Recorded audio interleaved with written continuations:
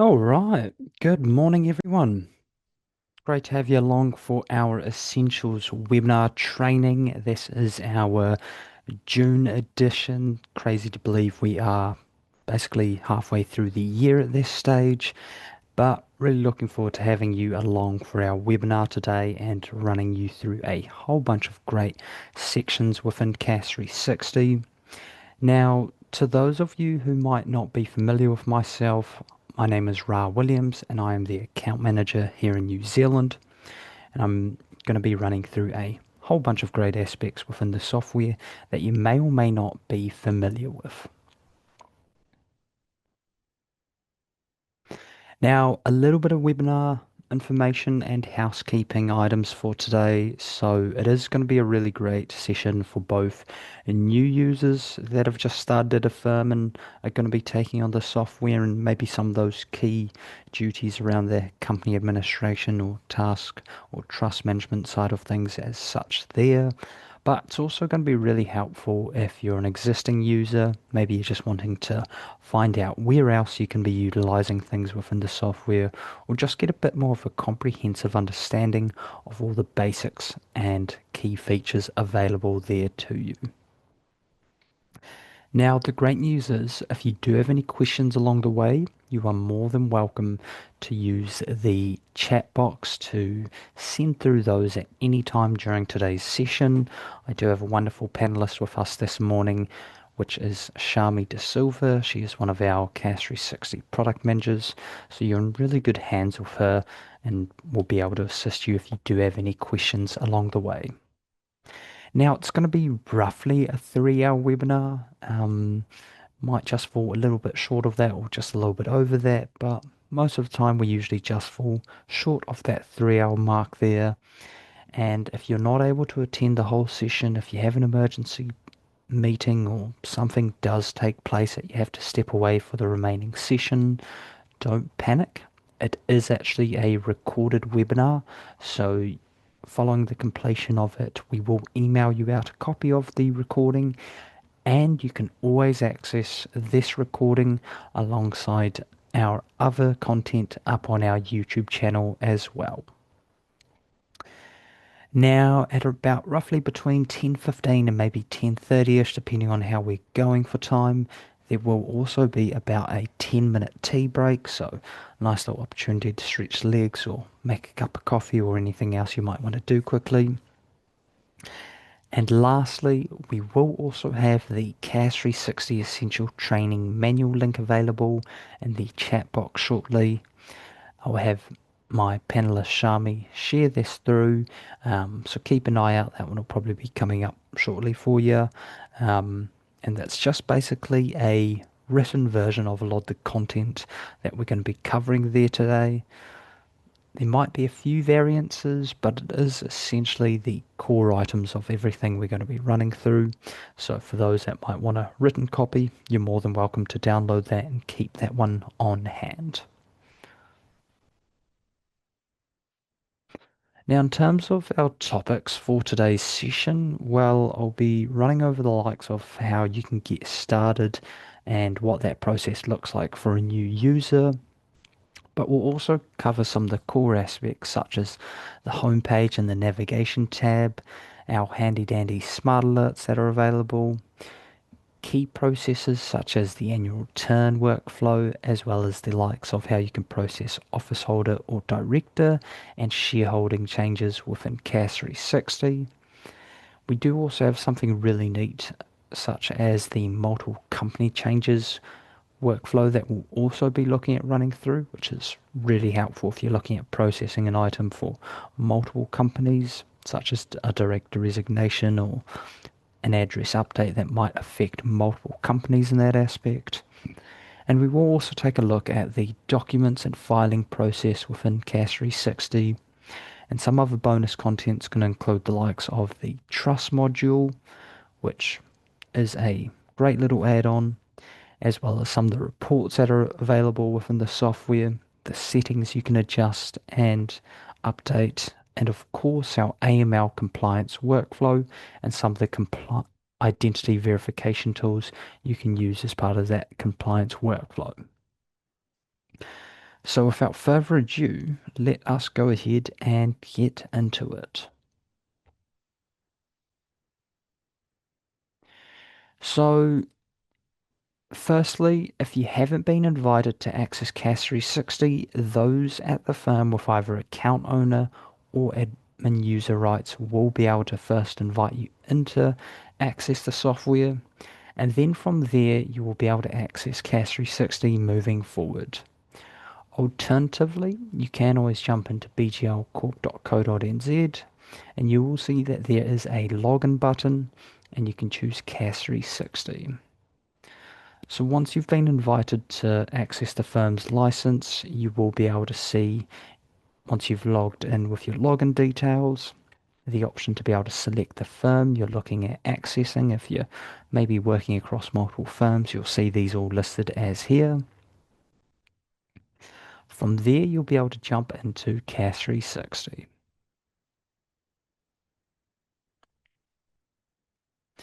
Now, once we've logged in, we can see that we are now in the software itself.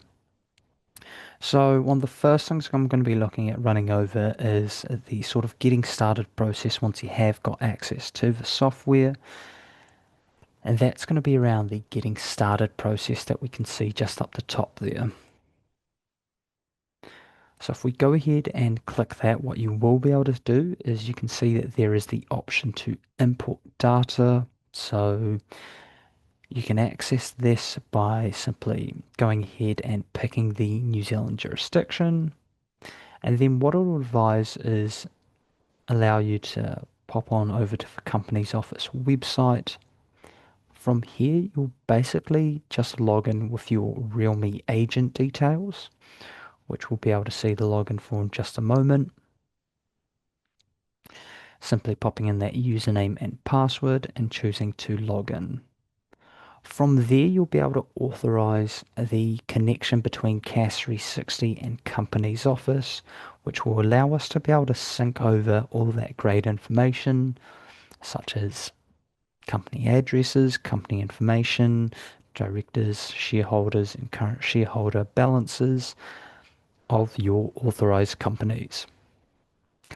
Now, the same can also be done if you're an existing user and you're maybe wanting to check out your authorized companies. You can always just choose to hit this Prepare Agent Form and choose New Zealand Request Authorized Companies list. From here, you'll then see your authorized agent. If you've got multiple, then they will appear within this little drop down section here, and you can hit Request. This is then going to load your authorized companies list, which we've pulled out from your connection with Companies Office via that Realme agent login. And this is the same pop-up that's mentioned once you do authorize that Realme login if you are a new user as such through the getting started process. Here you can see all of your companies you have authority for. And if they've already been added in, it will just show as being highlighted in green and got this nice little section that refers already added. If it isn't, it'll simply be highlighted in blue and say ready for import. And if you want to go ahead and import that in, you can choose to select it.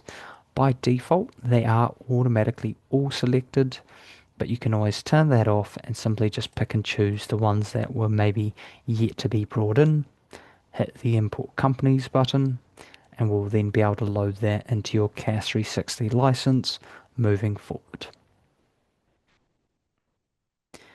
So that's basically the process of how you can connect CAS 360 with the company's office. It is very nice and straightforward, and all you basically need to do is have your Realme agent details. So do be sure to get amongst it if you haven't already done so. Next, what we're going to be looking at is this top navigation bar up the top here. We do have a great few different sort of little functionalities, and the first one being our global search bar on the left-hand side. You can basically go ahead and type something in, and that'll reveal both your companies or any contacts you've got in relation to what you've typed there. Here I can see all the different types of contacts I've currently got set up for myself there. And the same would apply if I was to search for a company, we can also see anything in relation to that one there as well. Now you can just jump straight to it by clicking on it if you wish to delve into that a little bit further or are working on something within it.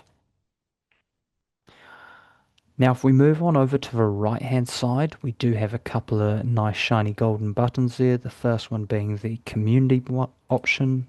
If you click on this, this will basically take you through to our community page, which essentially is a forum for CAS 360 users such as yourself that can post items, see how other users are doing things, put out questions, or even see any of the latest announcements from BGL as such.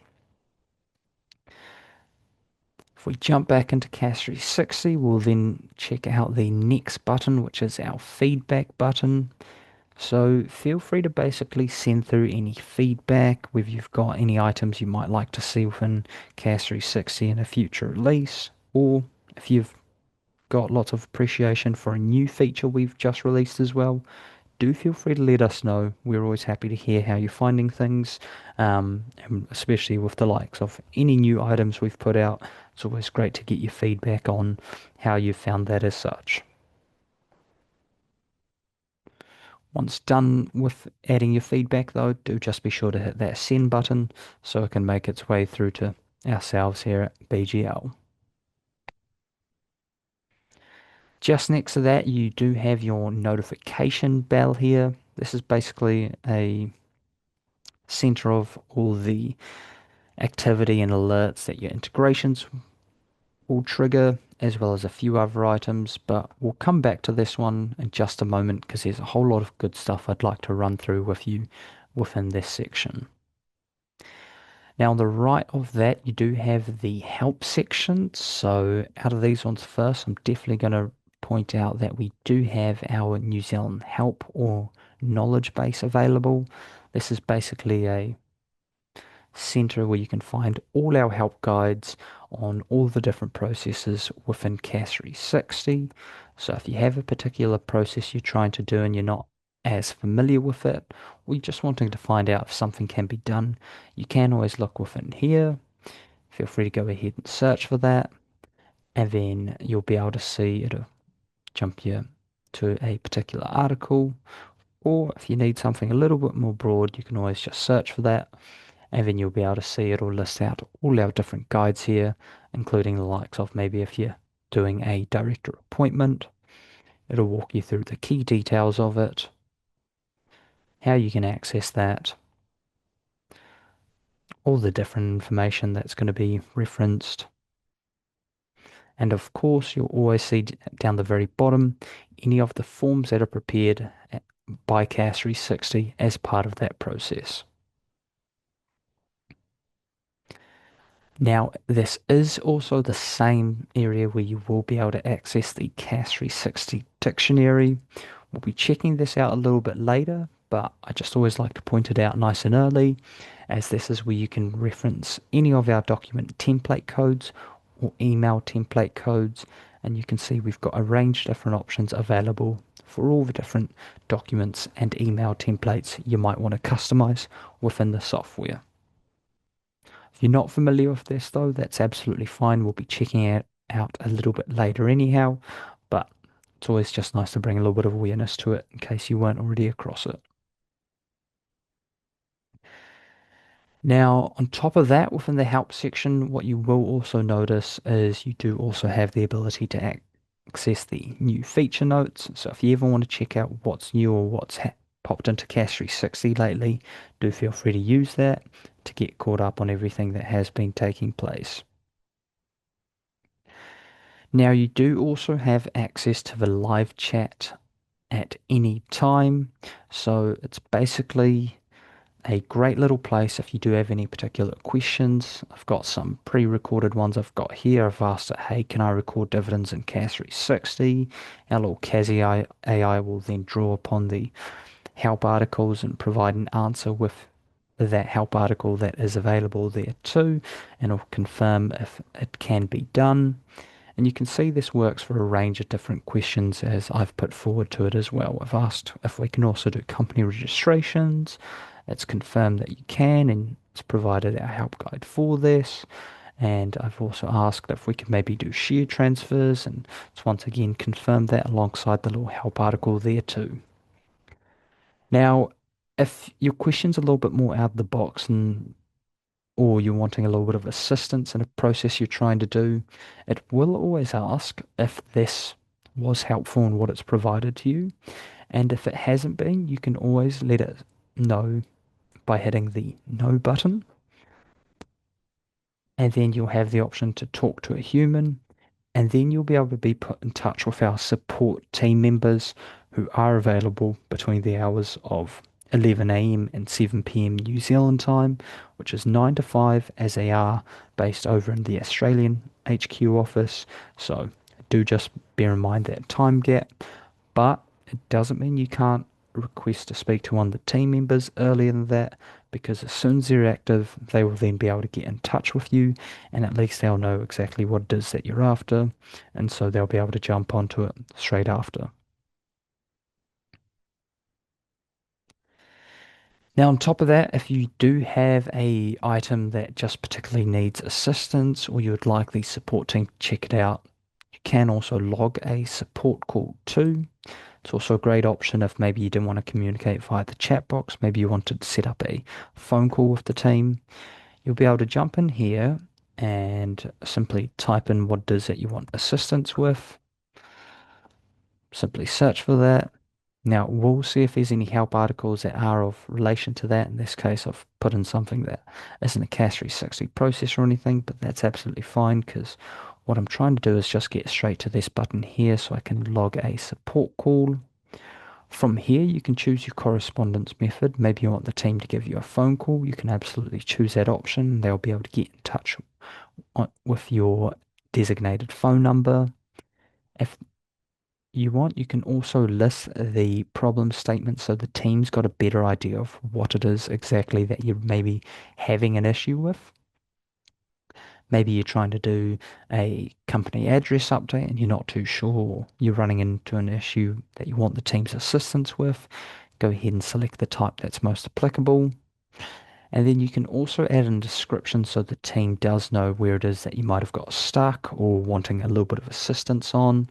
And if you would like to, you can also drop in any screenshots that might be of help to the team. But what I always do suggest is to turn this toggle on here that says, would you like to provide support with access to your account? Basically, 9 out of 10 times you'll always want this to be enabled. It means that the support team can literally log into your license and see what it is that you're seeing, because it definitely streamlines the process of allowing them to assist you with whatever it is that you're wanting a little bit of help on.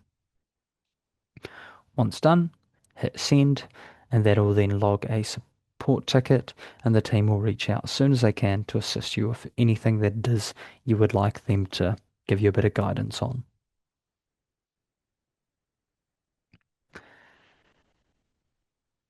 Now, I won't exactly explain what the sign out button does. It is pretty straightforward, and I'm sure you'll be able to see what it does if you happen to click on that.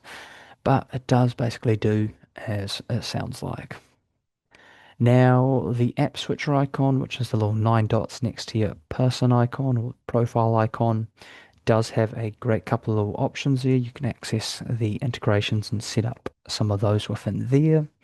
We do have the learning channel, which is very similar content to basically what we're covering here today, but it's a basically on-demand platform which runs through all the modules within CAS 360. So if you ever want to refer back to that or run through that, I'd always suggest you're more than welcome to do so. And it's especially great sort of starting place for new users at a firm too, because maybe they might not have the time to join a webinar like this today, or they constantly get things popping up. Where this is basically a on-demand area of education that you'll be able to access. Now, one area I would like to touch on is the users section. So coming back to the likes of those that are existing users at firms, maybe you have some new staff coming up that will be joining the software, and you're planning on inviting them to access CAS 360 moving forward. What you will be able to do is clicking on the admin section on the left hand side and choosing user manager. You can go ahead and see who's been invited to the software, but you can also go ahead and invite in new users. All this needs is for you to then pop in their email, their details, and select what type of role you would like them to have within CAS 360. You do have a range of different options within here, and you can actually customize those even further. And don't forget, you can invite more than one person in at a time, so it's really nice and easy to bring a whole bunch of new staff in if that's the case. Now, coming back to the mentioned roles you can apply to a user, you can always customize these or check what settings are available within those roles by hitting the role settings. And here we can see, depending on the role type, it's going to have different rights to said user role. Now you can also choose to add a new user role and set up a custom option. So if there's particular items that you feel need to be adjusted, you will definitely be able to do that, and that'll then be there moving forward for you to select as you wish. Awesome. So that's all the key getting started little items and bits and pieces there. I did touch on the notification bell, which I would actually like to come back to because you've got a whole bunch of sort of great pieces of information within here. So once you click on that, you will be able to see you've got this broken up into a couple of different sections between all your alerts. So if you've got digital signing integrations enabled, this will let you know when any documents have been signed, and it goes with any other sort of key processes. If you've maybe sent off something such as a compliance review to a internal staff member that also uses CAS 360, it'll let you know if it's either been rejected as well, and if there's been any notes shared with that. But it's basically where you can track all the ins and outs of the activity within CAS 360 and your integrations. Now you can see you do have an option to mark something as read once you have looked over it, and you can even filter by anything that hasn't been read just yet that you are yet to mark off.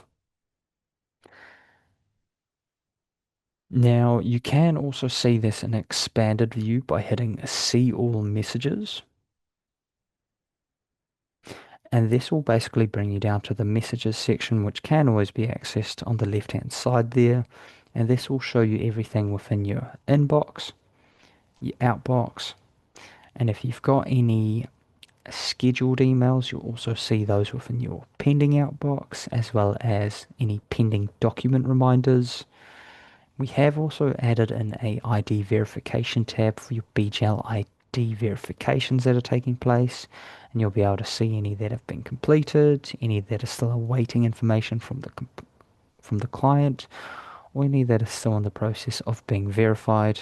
And you can even get a quick snapshot as to their results as well. Now, don't forget with the inbox and outbox, alongside most of these different items, you do have filters or advanced filters on the left-hand side. So maybe you just want to check out what's been happening this month. Maybe you just want to check out what's happened today or any that you're yet to read over.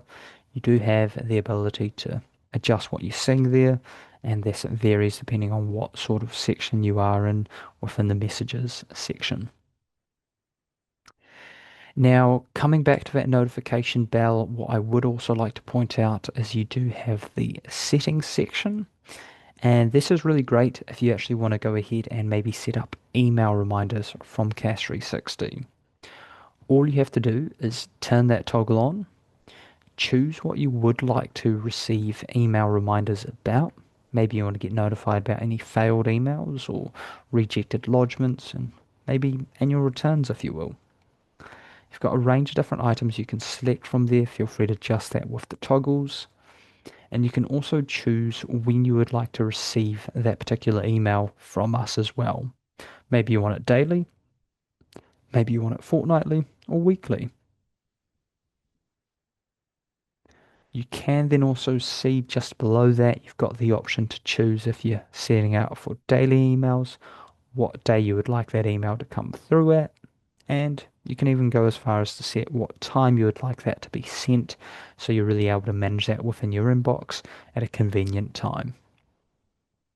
Now, once you're done, do just be sure to hit save settings in order for that to be applied, and that will then be there for you moving forward. We'll be sure to keep you in the loop with any of the items you've selected.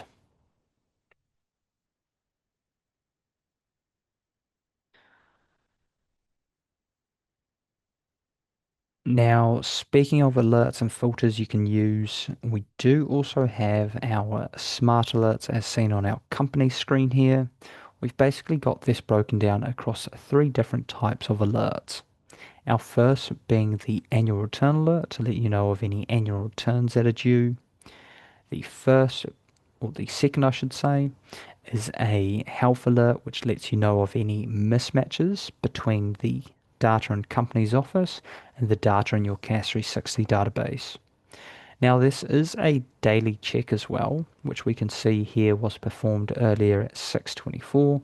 So CAS 360 is waking up nice and early, running over to company's office, scanning all the data over there, and coming back to your software to let you know, hey, actually, someone might have gone ahead and updated their address for their directorship. And you might not be informed about this through any other method, but the software here is going to make sure you on top of any discrepancies such as that, so you can then go ahead and action that for your own records as necessary. Now, this does also break it down further, which you can go ahead and click into. It will let you know where those mismatches have been found, whether it's under a particular director, shareholder, or general details. You can always click into it to then see more about that. Now, our last alert here is the compliance alert. So it's going to let you know of when you've turned on the compliance workflow, if any identity documents have now expired, which we can see in this case has for a particular contact, or if you've got the compliance review upcoming as set by yourself when you had initially turned that on. Now, these do also vary and will change in color depending on what that status references, and you can always reference that within the legend section here, and basically what all those different colors will refer to for both the annual returns and the compliance alert. The health check, there's only the one option. It's either just highlight in red, or if it's grayed out, it means there's nothing. That varies. Now, once again, you do have advanced filters on the left-hand side. So if you are just wanting to filter that down to maybe those that have the health check alert, you can go ahead and use that to filter that down to purely those ones. Maybe you want to check out any that have the expired identity documents. We can then filter that down. And if you're curious as to why these numbers show a different result, well, that's just purely because I've currently got a label applied. So if I turn off my label, we can then see that that's showing that number that our filters have found. Same goes with the compliance alert. It's just that one there. And if we apply my label, which is only going to show me the companies that I've applied that label to, maybe they're just particular ones that only I work on. When we use those filters, we'll only be seeing your companies that have that filter applicable to it. And there's my little label if you're curious about where that was. And adding them is also super straightforward.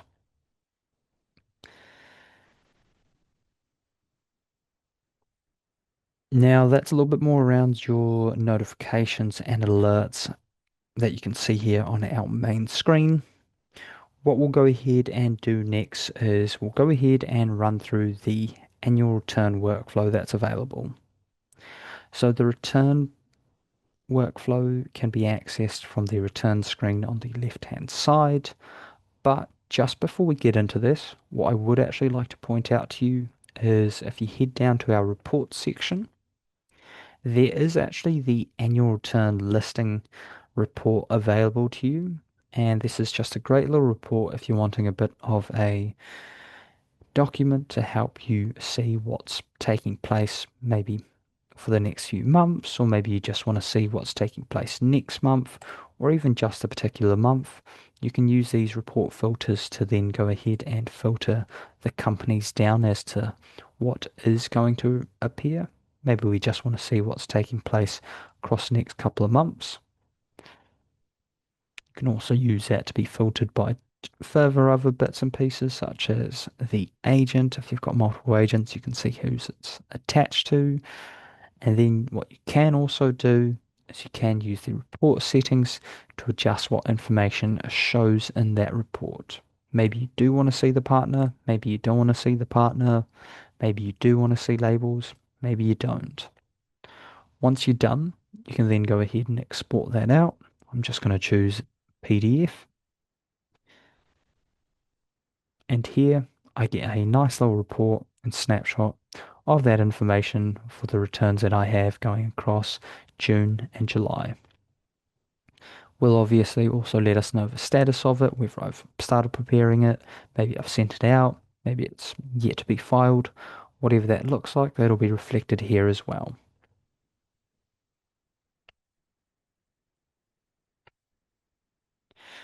Now let's jump back into our return screen.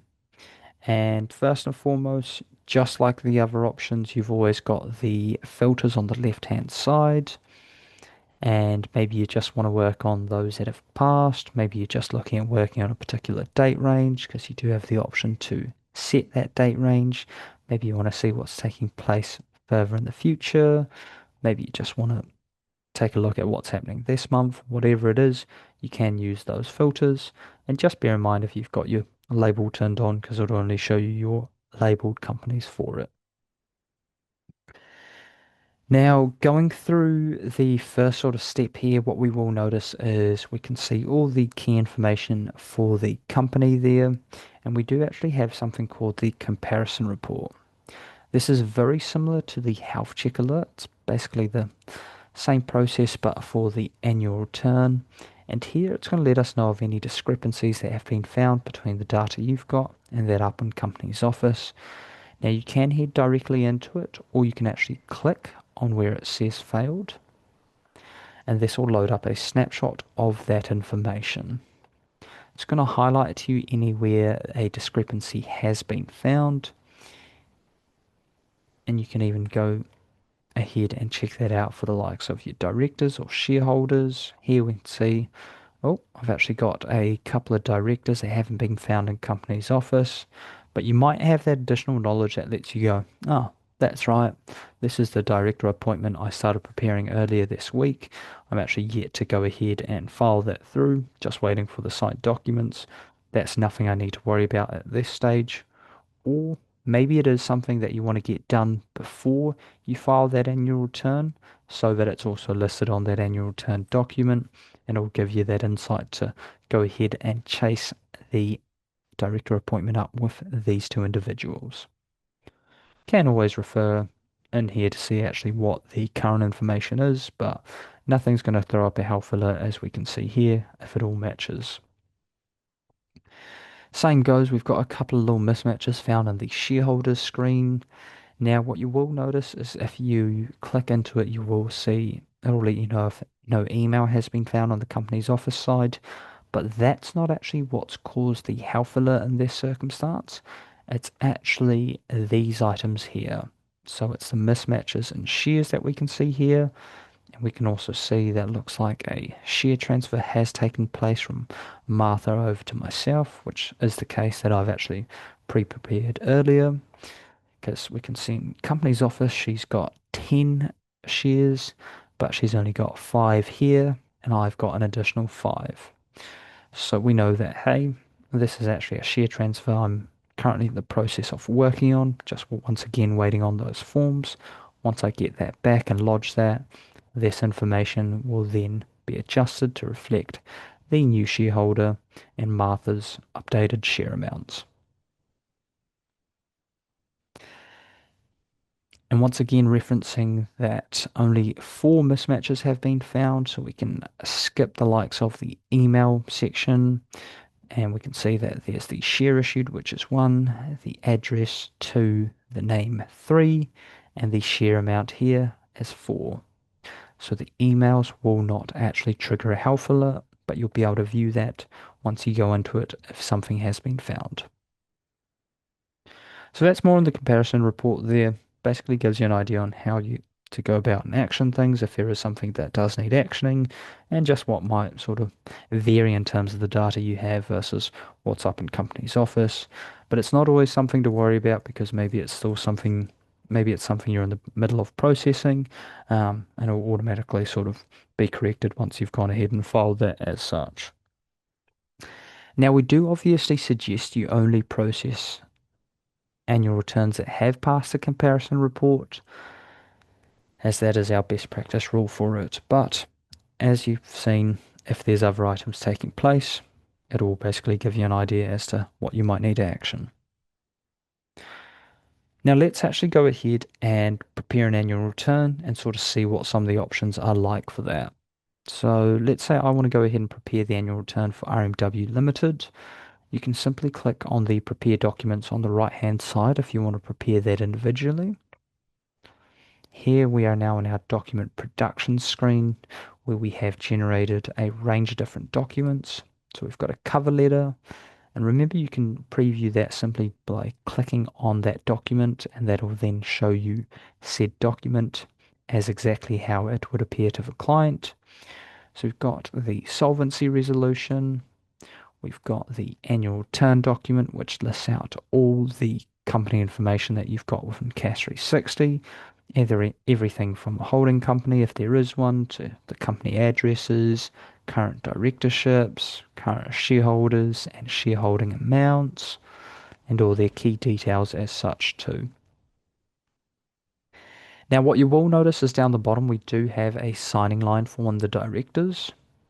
And don't forget, you can actually go ahead and adjust this, which I'll run through oh so shortly. And our last document we can see here is the cover letter as well. Now, don't forget, it's completely up to you if you do want to have a particular document included or not. Maybe you just want to send off that annual return. That's absolutely fine. But basically, we can see it's got that pen icon and we've got this notification advising, hey, we do have digital signing turned on. And in today's session, I'm just going to be using the FuSign integration as part of the demonstration. But you've always got the three dots or the options button that can be clicked on. And you've got a few quick settings that can be used to adjust this document. If you didn't want to have the print and signing section available down the bottom, you can choose to actually turn that off. And then that'll actually remove the signing line from the document. Maybe you just want to send off a view-only copy and you prefer your clients to come back to you via email or whatever it may be. Or maybe you do want the signing line turned on, but you actually want it to be changed over to a different signatory. Super easy to do so. Here we can see I can then change that over. Once done, we can hit save. Now, for those of you that have also or interested in using a few different templates, you can also choose to set up a different annual return templates. Once you've done so, you can simply select that and once again hit save. So now I've actually applied two different changes and we can actually take a look at that straight away. I've changed the document template, which we can now see is quite a different document template. I've got an action. Nice little bit of branding in the back there if I say so myself. And when we take a look at the signing line, this time it's referencing Clifford Richard as well, as opposed to Barden Stout.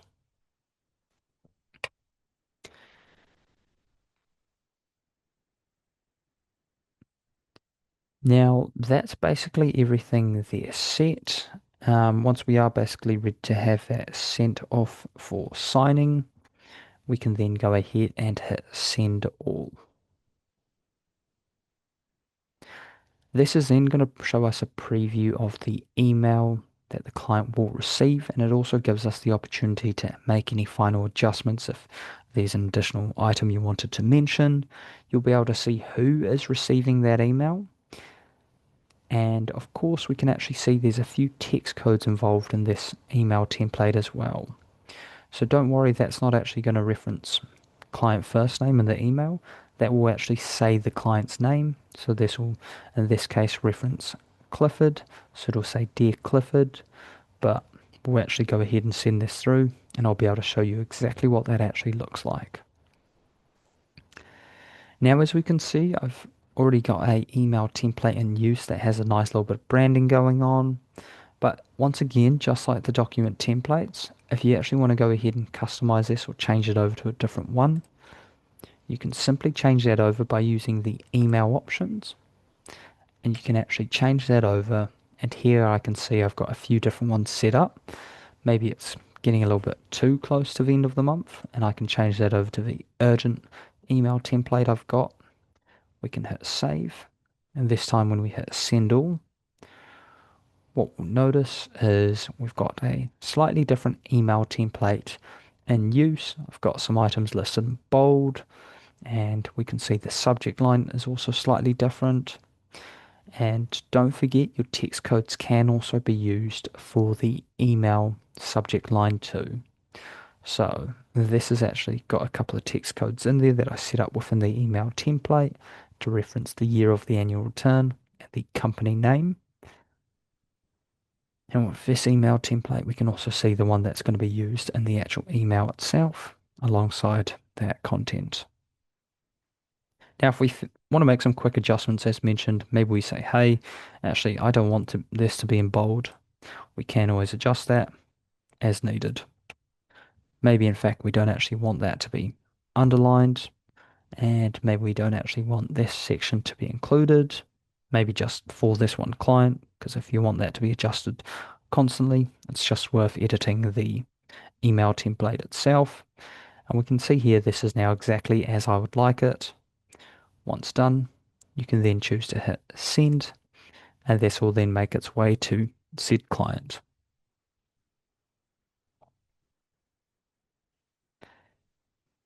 Now, I've just sent that off, and I'm actually going to show you what that would look like from the client side as I've actually sent that to my own email there. And the great thing is, if we actually head over to our document screen here, we can now see that that's been removed from the return screen and is in our document screen, ready to be filed once we have that document signed off or the firm is ready to do so. We can see, because we're using a digital signing integration, that it's referencing that it's been sent to the client. Now let's go ahead and jump into my inbox, and we'll probably see this one come through. There we have it. So there's that email that I've also adjusted. We can see that text code is now in action. It's actually just referencing Clifford, which is perfect. And if I want to go ahead, I can then choose to review said documents, and we can kick off that digital signing workflow.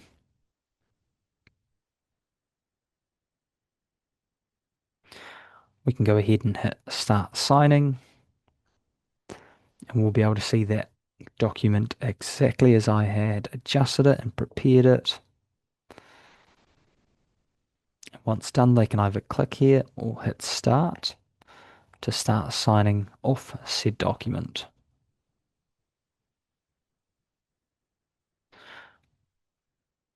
Just like that, that document has now been signed.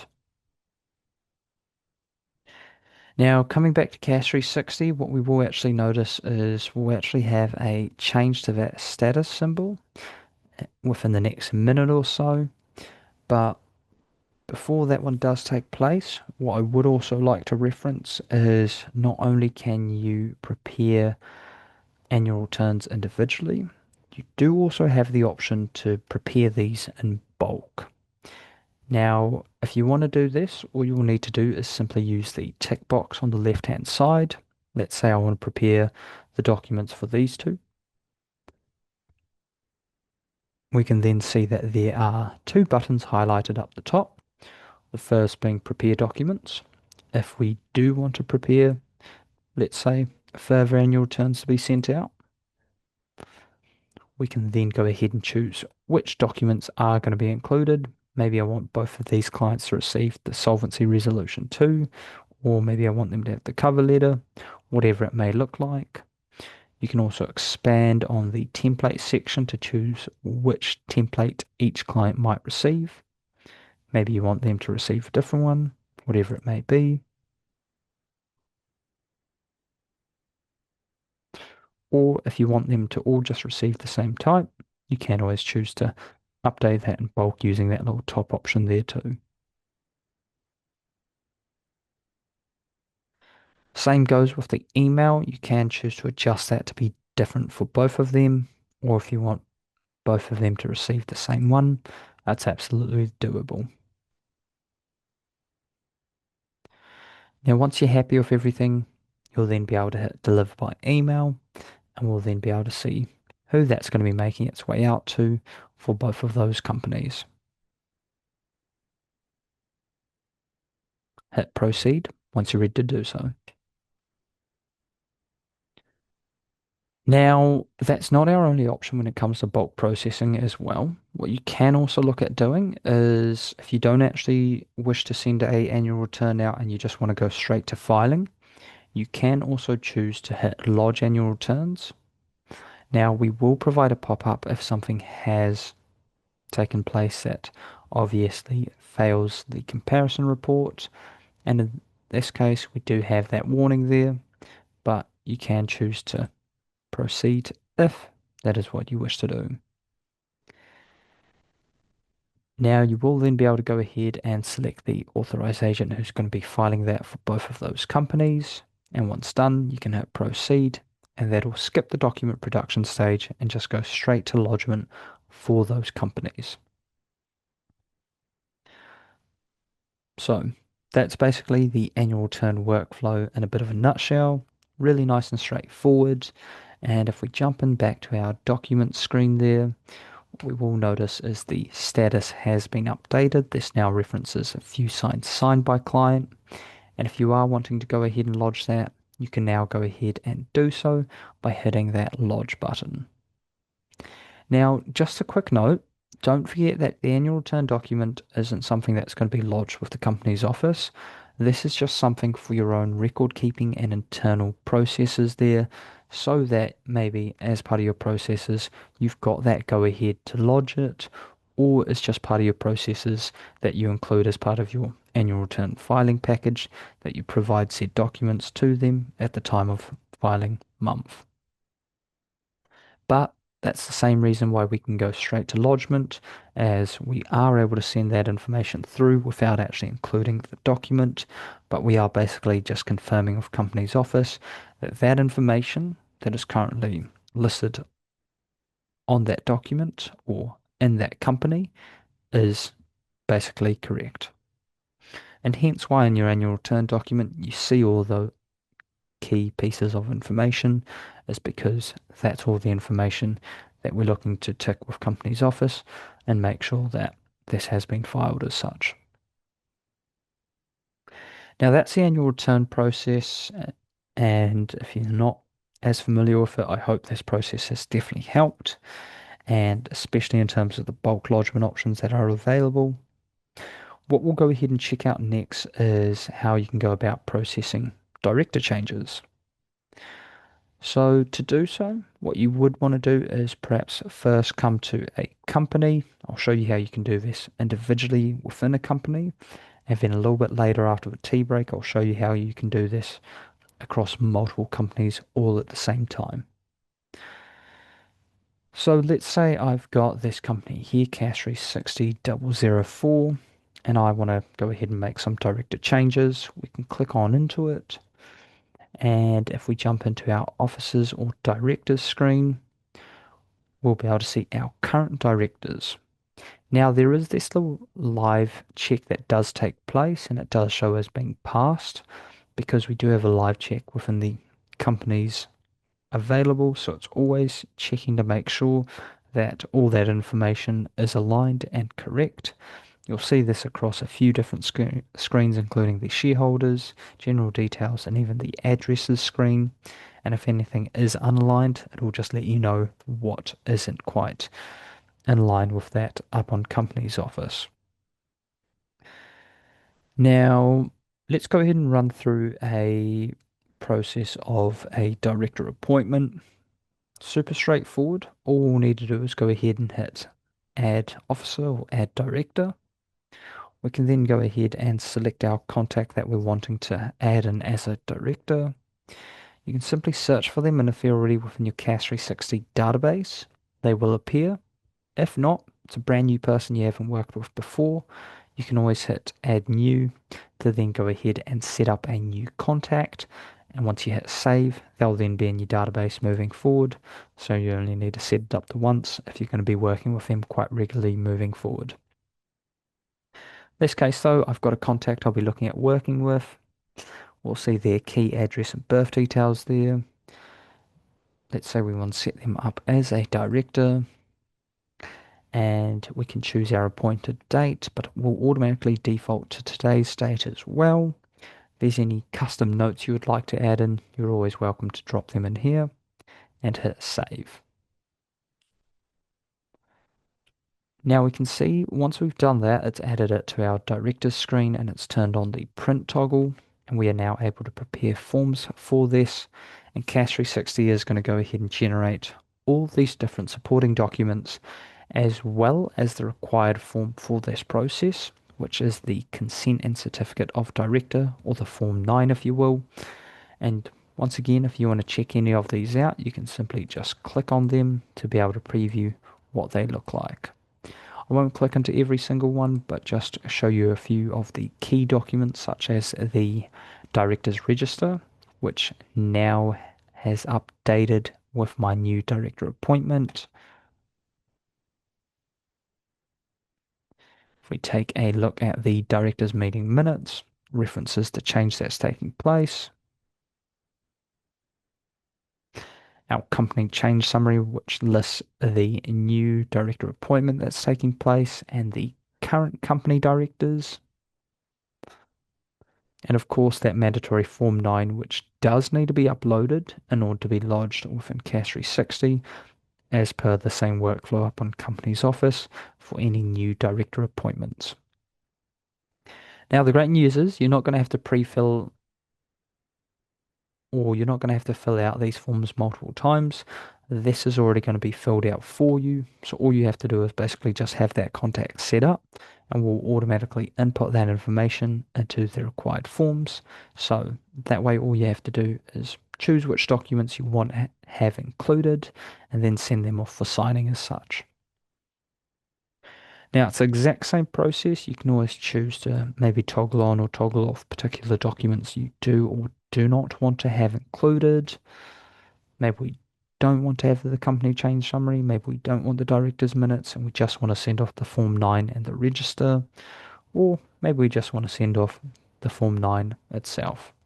Completely up to you. Feel free to adjust that as your own firm's internal processes for director appointments, but we do give you the range of documents that might help support that process, and it does obviously help as a bit of a value add because your client's going to be receiving a range of different documents, or you can provide a range of different documents, and it's going to feel like you've put in hours of effort when in reality it's literally just taking you a few minutes, if not less.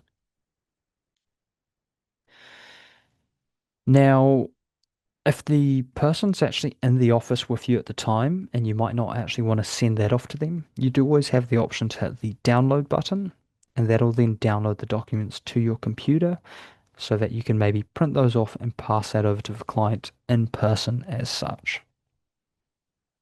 So there is always the download option available to you. So you've always got that flexibility there as well. Now, let's do the complete opposite. Maybe we actually want to go ahead and do a company director resignation. In this case, maybe we want to say Clifford has resigned from X company here. All you'll need to do when you're in this screen is change their status over to resigned. We can see that the cessation date has selected today's date. We can confirm this change. That's put the print toggle on, and we can now prepare our forms for this. We're back in our document production screen where we can then choose to prepare what documents we would like to send off to the client. And if we take a look at our director's register, we can now see that Clifford's resignation has been added into this document.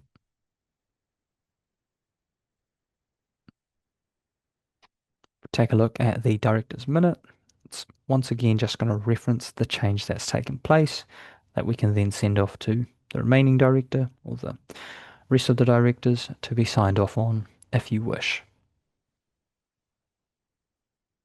Now, don't forget, just like the annual return document, you've got the options button. So, just a little quick side note, if you did want to adjust the director's minute to maybe be signed off by someone else, maybe instead the new director is going to be signing off on that, you can choose to do so.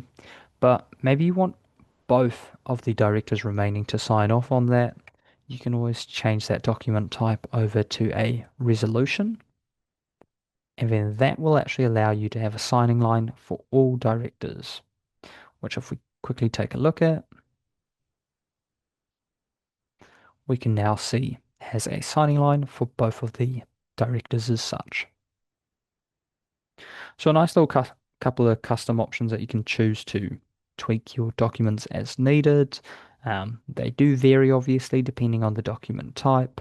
Not all of them are as comprehensive as others. And you can obviously check these out further by jumping into them.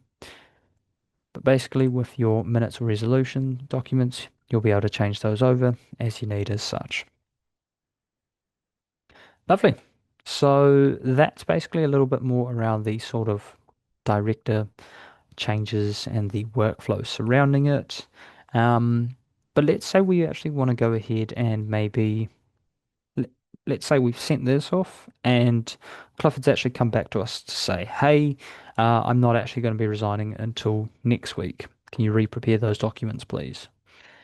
You can then simply come back here, choose to hit the edit button, and we can then update that cessation date over to next week, for example. I've also got some prior notes here as such, which is great because it's the same scenario I ran over last time, and you can add those in if you wish. And this is simply what we saw on the director's register earlier as well, where the cessation date has changed as per Clifford's update. We can hit save.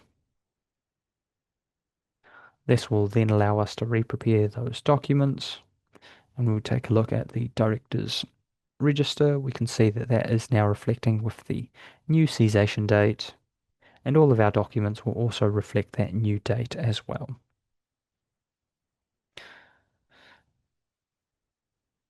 So just like that, really easy to be able to process any of those changes. And as mentioned earlier, we are now getting the live check kicking in saying, hey, there is actually a mismatch going on here. You can click on it and it will point out to you that it's actually not in line with what's up on Companies Office. But in this case, you know, hey, that's absolutely fine. This is still something I'm working on. So it also does serve as a bit of a reminder as to things you might be yet to action and need to get around to do so. With this one here, it's simply not on Companies Office at all, so it's letting us know that, which is perfectly fine because that's a director appointment I'm currently working on as well. So that's a little bit more around your directors or officers screen. Don't forget you've also got the option to add in director's interest and director certificates within here. Not going to be running through that today, but do feel free to check those ones out as well. What we will be checking out next though is the shareholders screen. So just like our directors screen, we do have a live check that takes place. That's that little pop-up bar up the top there. Everything's matching so far. Fantastic. Now, I'm going to run over a few different share scenarios that you might come across. And here within our share screen, we do have all the key information of the current shareholder balances. And we even break this down to a nice few different visual formats. And if you like, you are able to go ahead and process dividends from this screen here too. So a nice little bonus function, not something you lodge with Companies Office, but a little bonus feature just like the director's interest and certificates. But let's go ahead and see what the shared processes might look like that you might want to go ahead and process. So the first one we're going to be looking at doing is a allotment of shares or a share issue. So we can go ahead and select share issue. We can set our transaction date if need be. So if you are maybe doing historical share transactions, you can always backdate that to add in the historical transactions so your register shows previous transactions as well. This case, let's say it's a brand new share issue. Go ahead and select our shareholder. In this case, I'm going to be using an existing contact, so I can just simply type that in. Now, if there is going to be a beneficial owner involved, you will be able to turn this toggle on. So let's say if there is a trust that is going to be receiving shares, obviously a shareholder in company's office, as per their requirements, needs to be a physical person because they will know the actual individual holding the share.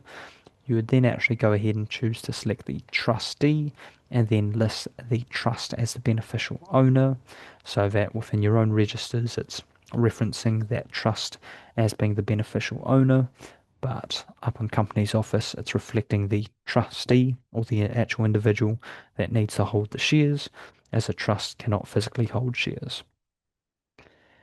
Outside of that though, if there's a different sort of scenario you might want to select, you can always do so.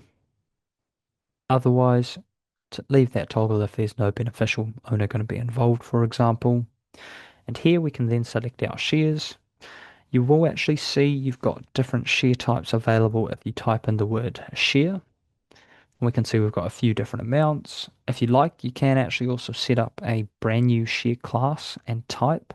So we can see we've got a few different options here for you to pick from. You can then go ahead and name it as you wish, the currency, the amount paid and unpaid for that share. But if you're happy with the ones that we have available there, you can always just keep that as is. Now let's say I'm going to be adding in a new share issue of an additional 10 shares. Let's say there's going to be a premium of one paid, and we can leave that as is if we're happy with it. Add in any notes.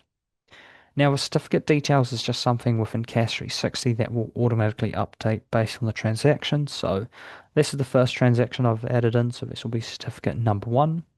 As we do more transactions, this will sequentially update itself to go in said logical order. We can then hit save.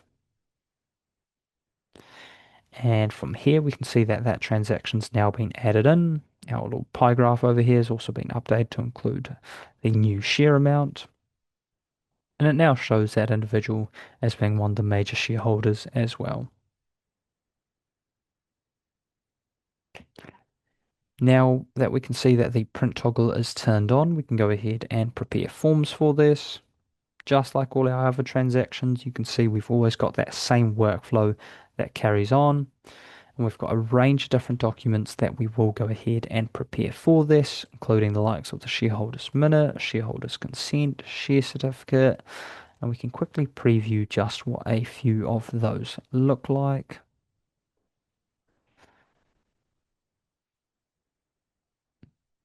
So within our shareholders register, we can see that we've got the current balances and now we've got the new share issue amount that I've just added in as well.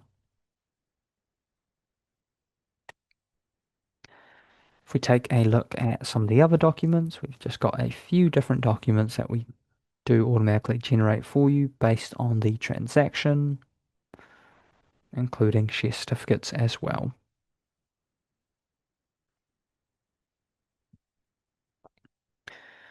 Now, depending on what you would like to do here, of course, you can choose to either download that or send that off. And if there's an additional document that you maybe want to have included, you can always upload that as well. Do note that if you are using digital signing, you can't add in custom documents to be signed. But if there's a sort of additional notice or clause that the firms like to share, they can obviously add that document pack or document into this document pack to share with said client.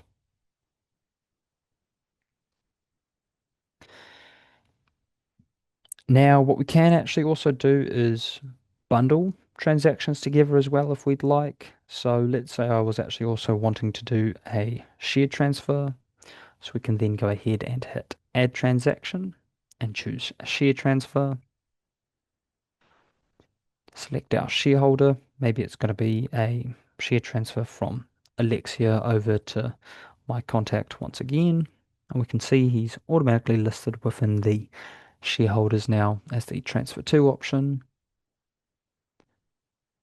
And let's say we thought that we received an email earlier today saying, there was going to be a transfer of, let's say, 10 shares. If you actually go ahead and type that in, we do have a guardrail in place to stop you from putting in incorrect amounts. That cannot be done. And you'll also see it does highlight it just beneath that and above how many shares Alexia or that current shareholder does hold. We then go back to that initial email and actually only referenced 5, for example. Referencing that certificate, once again, what we see here now is the certificate number has gone up from 2 to 3, following our first transaction being number 1. Once we're done with that, we can hit save, and we can now see that the print toggle has been turned on with the share transfer out from Alexia over to myself. And when we take a look at the prepare forms button, we can actually see that we've got 2 different transactions now being prepared and bundled all in the one go. So you don't just have to do things one by one. You can actually also go ahead and do them in bulk if you like as well. And this will basically update the wording and the information in the documents as well. So here, if we take a look at the company change summary, previously that would have only referenced the share issue, but we are now also referenced with the share transfer changes that are taking place as well. Same with the share register. This will automatically be updated to then include anything else that's taken place. So here we can see for my contact, it now also includes that share transfer that's taken place.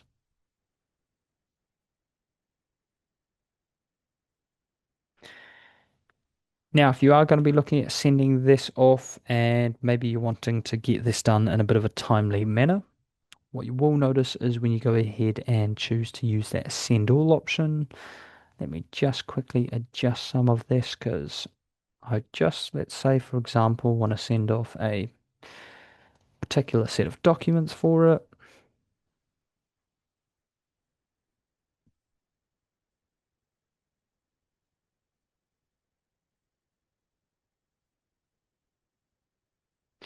Because I have a validation error that's popped up. Cannot notify multiple transactions for a new shareholder on the same form. Okay, cool. There we go. I've actually also got a warning pop up letting me know can't actually do that share issue and that share transfer at the same time. So it's quite good. We'll obviously just want to process one at a time. But if you were doing a range of share transfers, for example, that's going to obviously allow you to do those all in the one quick go. Now, if we were only looking at just doing the one, let's say maybe we were just wanting to send off that share issue and we want to have that done, let's say nice and timely. What you can do is with the button just next to send all, you will actually have the option to set up automatic document reminders as well. So if we go ahead and click that, this will show us a preview of the email that will make its way out. As per the usual workflow, we can see who it's going out to. We can see that email content that's going to be referenced. And once we've hit send, what we will notice is we'll be able to go ahead and set up automatic document reminders for this transaction. So just like that, we have the ability to be able to choose what time we're going to send out a reminder. And we can also add up to 6 different reminders. So you've definitely got a lot of options, and you can actually also adjust the email template that goes out. Maybe you want it to be more urgent as it gets closer to the end of the month or further down the track. And these can be paced out how you'd like it as well. So the first one might go out tomorrow, the second reminder might go out 3 days later, third reminder might then go out an additional 2 days after, but you can always customize these as you see fit. And of course, what time it goes out is always quite helpful as well to make sure it's either the first thing in their inbox or halfway through their day once they've maybe worked through their inbox, whatever it may look like. And once you're done, hit save, and that'll then all be set up, and CAS 360 will automatically keep track and send those out for you as well. Lovely. So that's majority of your sort of common shared transfers and sort of scenarios you might come across there. What we can also look at running through is a joint member share issue scenario, for example. So let's say we do want to have that done. We can once again select share issue. Now, if you are looking at doing this to a joint member, if you haven't already got them set up, once again, you can always choose to set up a new contact, and you'll be able to see that you can set up that contact type as a joint member. Once you've done that, you can select the representatives, meaning these are your existing contacts that you're wanting to have represent that joint member. So maybe it's myself and another contact. That's exactly how you would go about it. But I've already got one set up in this example, so I'm just going to be using that one there for today's example. That's going to be Alexia and myself. Now, exactly the same process as always. We'll just want to complete this step, including the share type and the amount. Let's say we're going to be adding another 10 shares in. And from there, we'll also see the certificate has automatically updated itself to certificate number 4. Once done, we'll save that. That's now added it to our document production screen. And we can once again go ahead and prepare the forms for that to then be sent off. Now, as always, our register is automatically updated with any other changes we've added in. Just like that, the joint member has also been added in there. But what I was really keen to show you in this scenario was if you're a new staff member or someone that's just getting to understand the share transfer process or maybe the documents you send out to your clients, don't forget that you've got this wee toggle here, which you can use to have those documents to be reviewed by another staff member that uses CAS 360. So if I toggle that on, what I will be able to do is we can then go ahead and choose our reviewer. So here we can maybe select myself. We can add in any notes saying, can you please confirm I have all the right documents attached?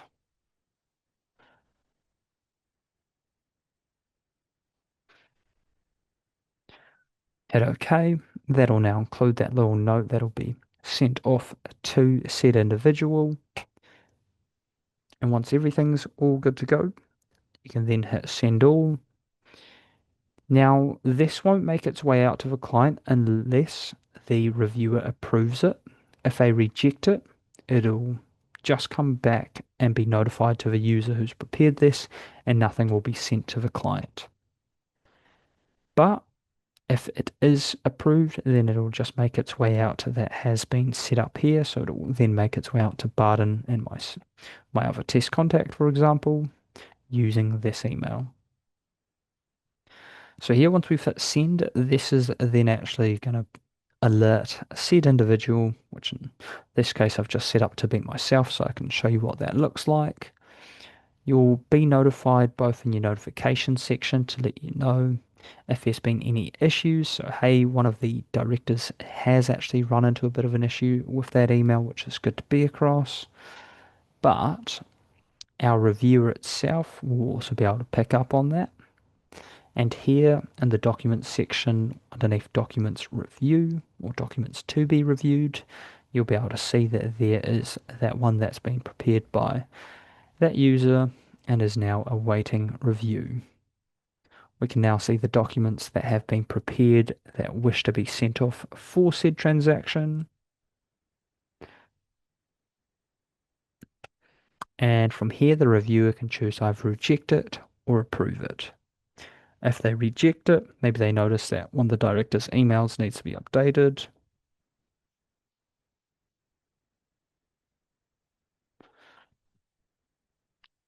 They can go ahead and send those notes back, and this won't make its way out to that client.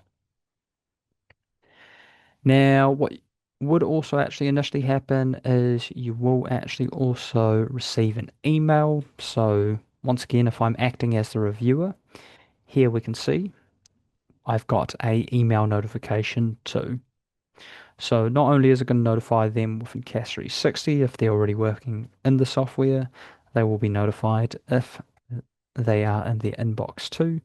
And that simply shortcuts straight through to the documents section and the documents to be reviewed. They can see the note up along the top there and action that as needed. Nice and straightforward and a really good feature too if you're not as confident with the current processes that the firm might have in place, or you just want to run over a senior staff member to make sure all looks good before it goes out. Lovely. That is basically the first portion of today's webinar. I have actually gone a little bit over, but hey, that's all right. I was going to say lots of nice, good information being covered there for our first part of the webinar. We've basically covered the likes of shareholder changes, director changes, the annual turn workflow, as well as obviously how new users can get up and running with the software and of course some of our key alerts available and filters within the software. Now, let's go ahead and take a bit of a tea break. Feel free to go ahead, stretch your legs, grab some water, do whatever it is that you need to do, and we'll roughly reconvene here in about 10 minutes or so. So let's say I'll see you all back here at about 10:57. Do have a great break and look forward to seeing you shortly. Alrighty then, we'll be kicking off oh so shortly. I hope everybody had a nice little tea break there. Basically, we've covered a whole bunch of great sort of key processes so far in the first half of today's session. And what we'll next be looking at getting into is how you can go about processing multiple changes all at the one time. So what you will be able to do is using the multiple company changes section, just using that little multiple changes button on the left hand side. Through here, we can select a new change and you'll be able to see you've got a few different options, which is really great depending on what you're looking at trying to update. Um, So the first one we'll look at doing is maybe we're wanting to do a director appointment across two different companies. And in this case, we'll want to select officer or director change. So if we go ahead and choose that, this is then going to allow us to choose that individual. We'll see their core details once again. We can select directorship. And once again, it's automatically going to choose today's date. If it's going to be a different date, you can always adjust that as needed. And we'll carry on through. Now, the great news is we do have some more guardrails in place. So earlier today, we went ahead and added this contact to CAS 360-004. And what you'll notice is that company doesn't actually show in this list, which is fantastic. So you're obviously not going to be able to double up on any work that someone's maybe already in the process of doing. And if you're maybe a new staff member that isn't as familiar with the companies, this is going to be really helpful to make sure you don't double dip as well. But let's say I was wanting to add them to a particular company. You can either scroll through here and select the ones that's going to apply for it. So maybe it's this one here, or you can also use the search bar if you want to narrow that down to also find that other company quite quickly. We can now see I've got that applied to two different companies. We can go ahead and hit proceed. And now what's taken place is we can see that CAS 360 will go ahead and allow us to prepare the forms for both of those companies. Does also add a little tag if they are currently a shareholder of that company. So we know that, hey, this person is already a shareholder. That's fantastic. Let's go ahead and prepare the forms for that. So here, once again, similar to what we've ran through earlier today, you will be able to see that that's going to include all the forms that CAS 360 will generate for a director appointment. And of course, there is our Form 9 that's going to be included, pre-filled, nice and easy, and you'll be able to get that one sent off just like that. Now, if there are any adjustments you want to make, of course, you can once again do that for that particular company. And once done, choose to hit send all, or if they're in office with you, download them off as such. And you can make those changes for both of those companies, and it does give you the flexibility to maybe include additional documents on some and maybe not on the other.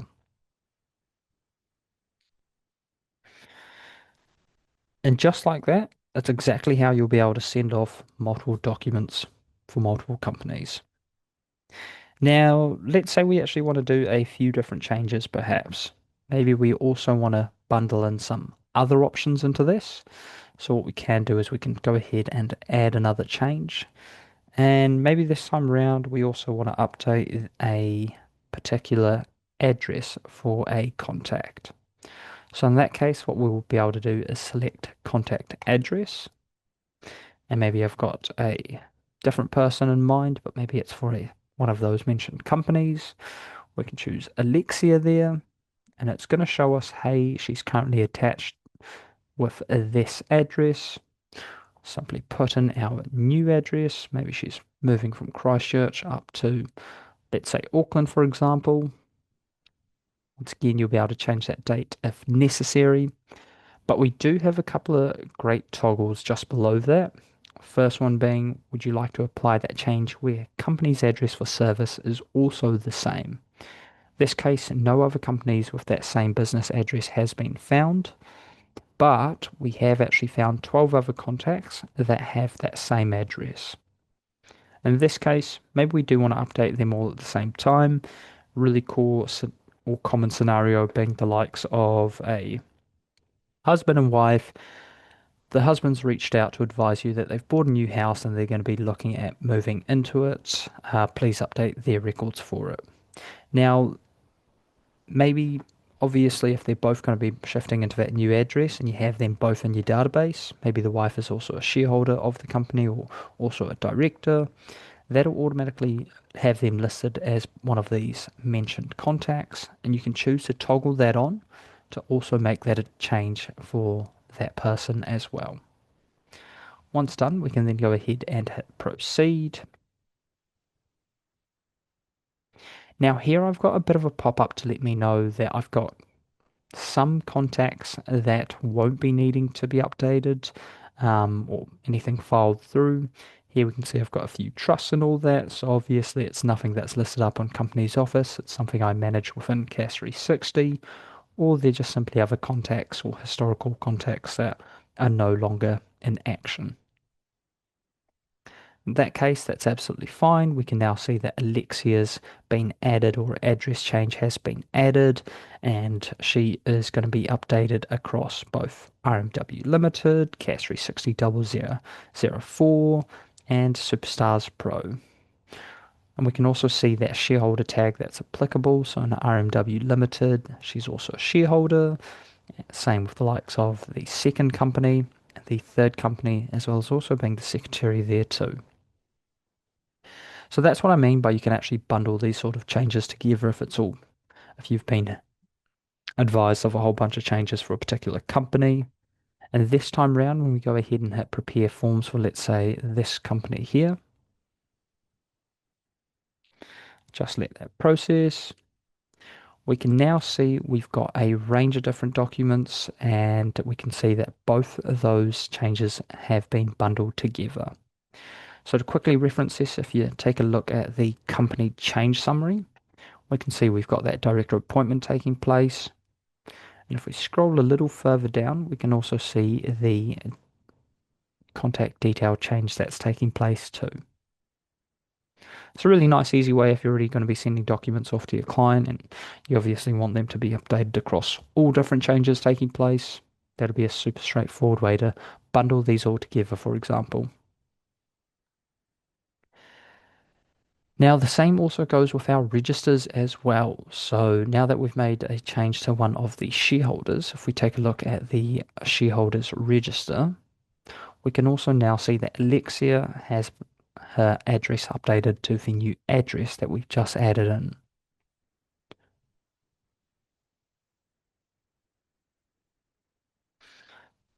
And just like that, you're then able to obviously send them off, download, or upload any additional documents before sharing them on as such.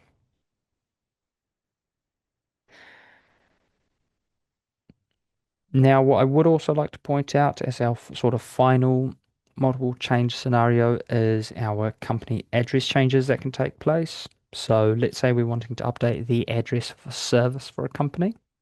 Go ahead and select that option. And let's say it's going to be once again for one of the companies that we're already sort of working with, and that's this one here.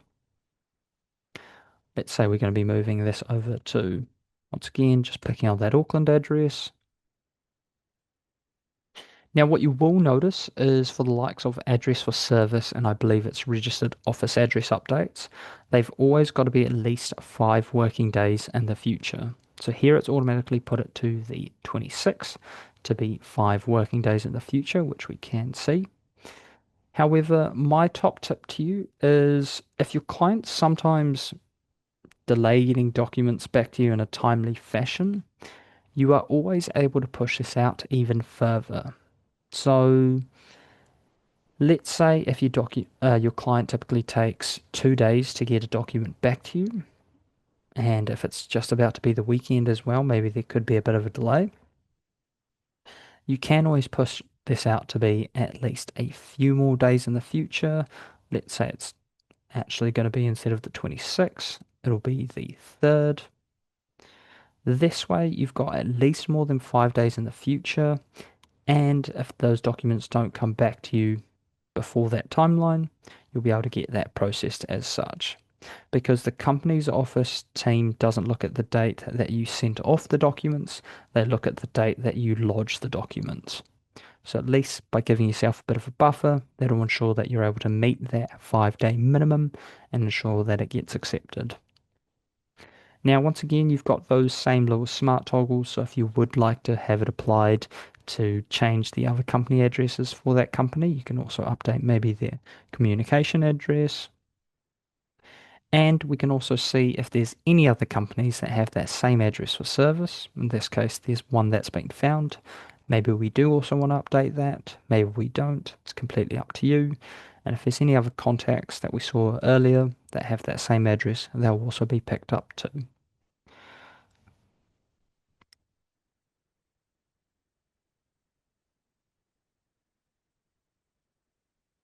Now, from here, we can also see that they've basically been bundled in.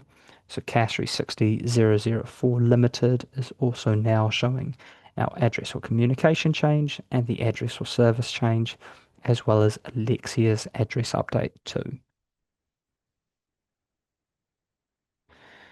So once again, if we take a look at the documents prepared within that document pack, we can see that we've got all 4 of those different changes taking place. And referencing the company change summary document, we can see those changes that are also happening there as well. So we've got Lexia's details changing, we've got 2 address changes for the company, all being bundled in the one document without actually needing to manually adjust anything many times over. From there, you can send them out to your client and wrap up all those changes really nice and easily. Now, one thing I would actually like to point out is if you've actually started a particular process, we will also be able to pick this up for you. So here we can see we've got one additional change that we can select to basically add that to the bundle. And it was actually a shear transfer I had actually started yesterday. I got to the document production screen, but I was yet to send it off or download it. And so it's still waiting there for us to process it, basically. We can actually choose to include that and go, oh, yes, that's right. I'm actually in the middle of also doing a shear transfer. And then today I've been advised I need to add them as a director. If we go ahead and prepare the forms, we can see that it's got both those transactions included, and it will now also include the likes of the share transfer documents as well. Of course, if that share transfer is maybe being put on hold, you can always choose to remove that, and then that'll then update your document pack as well.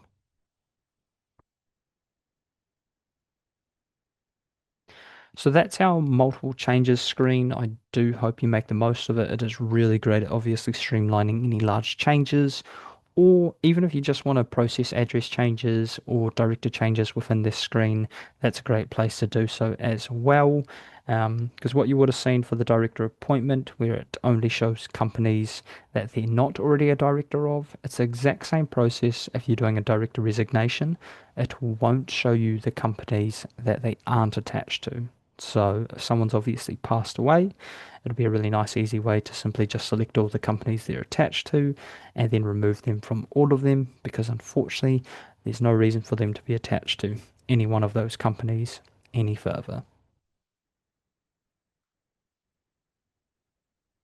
So that brings us into our sort of next section of today's webinar, and that's going to be around our documents and filing screen.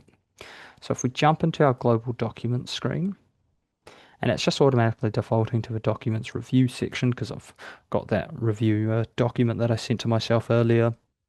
But, and we can actually also see that that's the status for that mentioned share issue that we ran through earlier. So once again, those statuses are quite helpful in determining, hey, what's going on with what.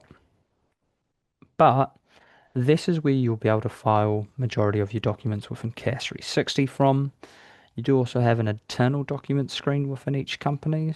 So just to quickly show you that if we were in a company and you just want to see the documents for that one, you can jump to that document screen and this just shows you only changes and transactions you've done for this particular company. And you can also lodge them from here. But your global documents screen shows you all the ins and outs of what's happening in your license there. Now, one of the things I would like to point out to you is you do have the filters on the left-hand side. So maybe you're trying to just go ahead and focus on your annual returns, or maybe you are wanting to figure out what needs chasing up. We've got the awaiting signature filter for anything that's not using digital signing, and items that are using digital signing. You can see what has also been sent. Now, this is really good if maybe you want to send a document reminder to them, perhaps. If you haven't got automatic document reminders already turned on your settings screen and you just like to send these out on an ad hoc basis. Let's say for Fireside Masters here, where I've got a director appointment. Maybe we actually want to go ahead and send them a reminder. Go ahead and hit the three dots or the options button and go send document reminder. That's then going to allow you to send a one-off document reminder. And what can also be done, I highly suggest you include this toggle, is to attach the documents so that the person doesn't have to just get a reminder and then dig through their inbox for the first email. This way they can get that reminder and those documents and be able to sign that off and get it back to you as soon as possible. Now, once again, you've always got a option to adjust the template that's being used in that. If you've set up multiple templates, you can always adjust that as needed. And once you're happy with it, you can hit send. Now, if you did want, you can also choose to set up automatic document reminders, similar to what we did before. So if you want to set up more than just the one, so you maybe you know this might take a wee while for them to get back to you, you can set up multiple different reminders all spaced out at different dates and times maybe, so that you don't have to keep chasing them up to get that document back for you. CAS 360 will automatically do that work.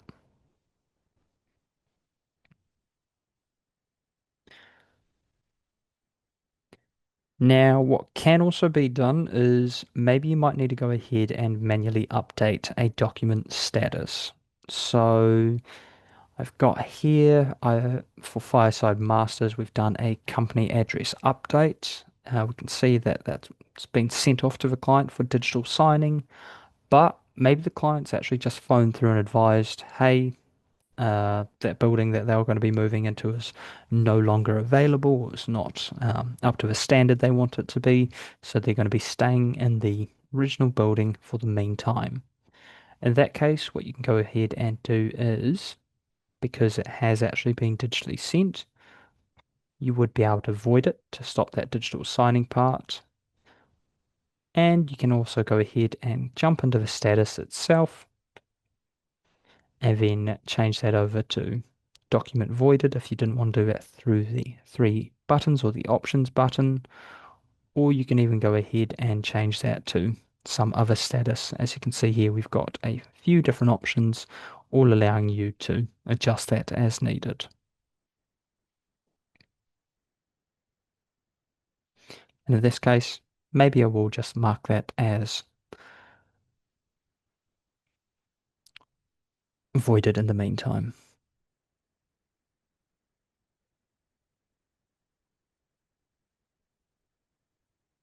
Do note, however, though, I would suggest that you always use the options button just because it can be a little bit faster to access as such. Now, what you will also be able to do is go ahead and also attach external documents to a transaction or as part of that sort of document pack's history. So let's say if I've sent off a annual return, such as that one that we did a little bit earlier, maybe we also included an invoice for payment. And not only have they signed that document, but they've also paid that invoice.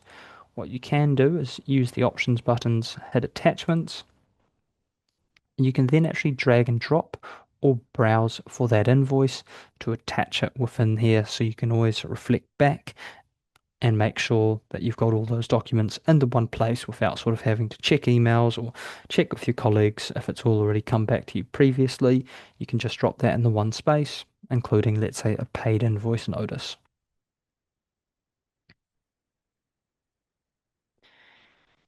Now, if you are also wanting to check out a document's history in terms of the status changes and all that, what you will also be able to do is hit the three dots, click history, and you'll be able to see exactly how those statuses have been updated and by who it's also been done by as well, and at what time and date.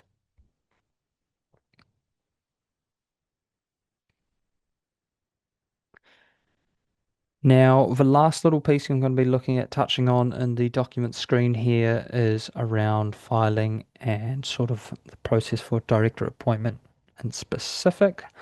And that is one I've already got pre-prepared, which is a director appointment that I've got here.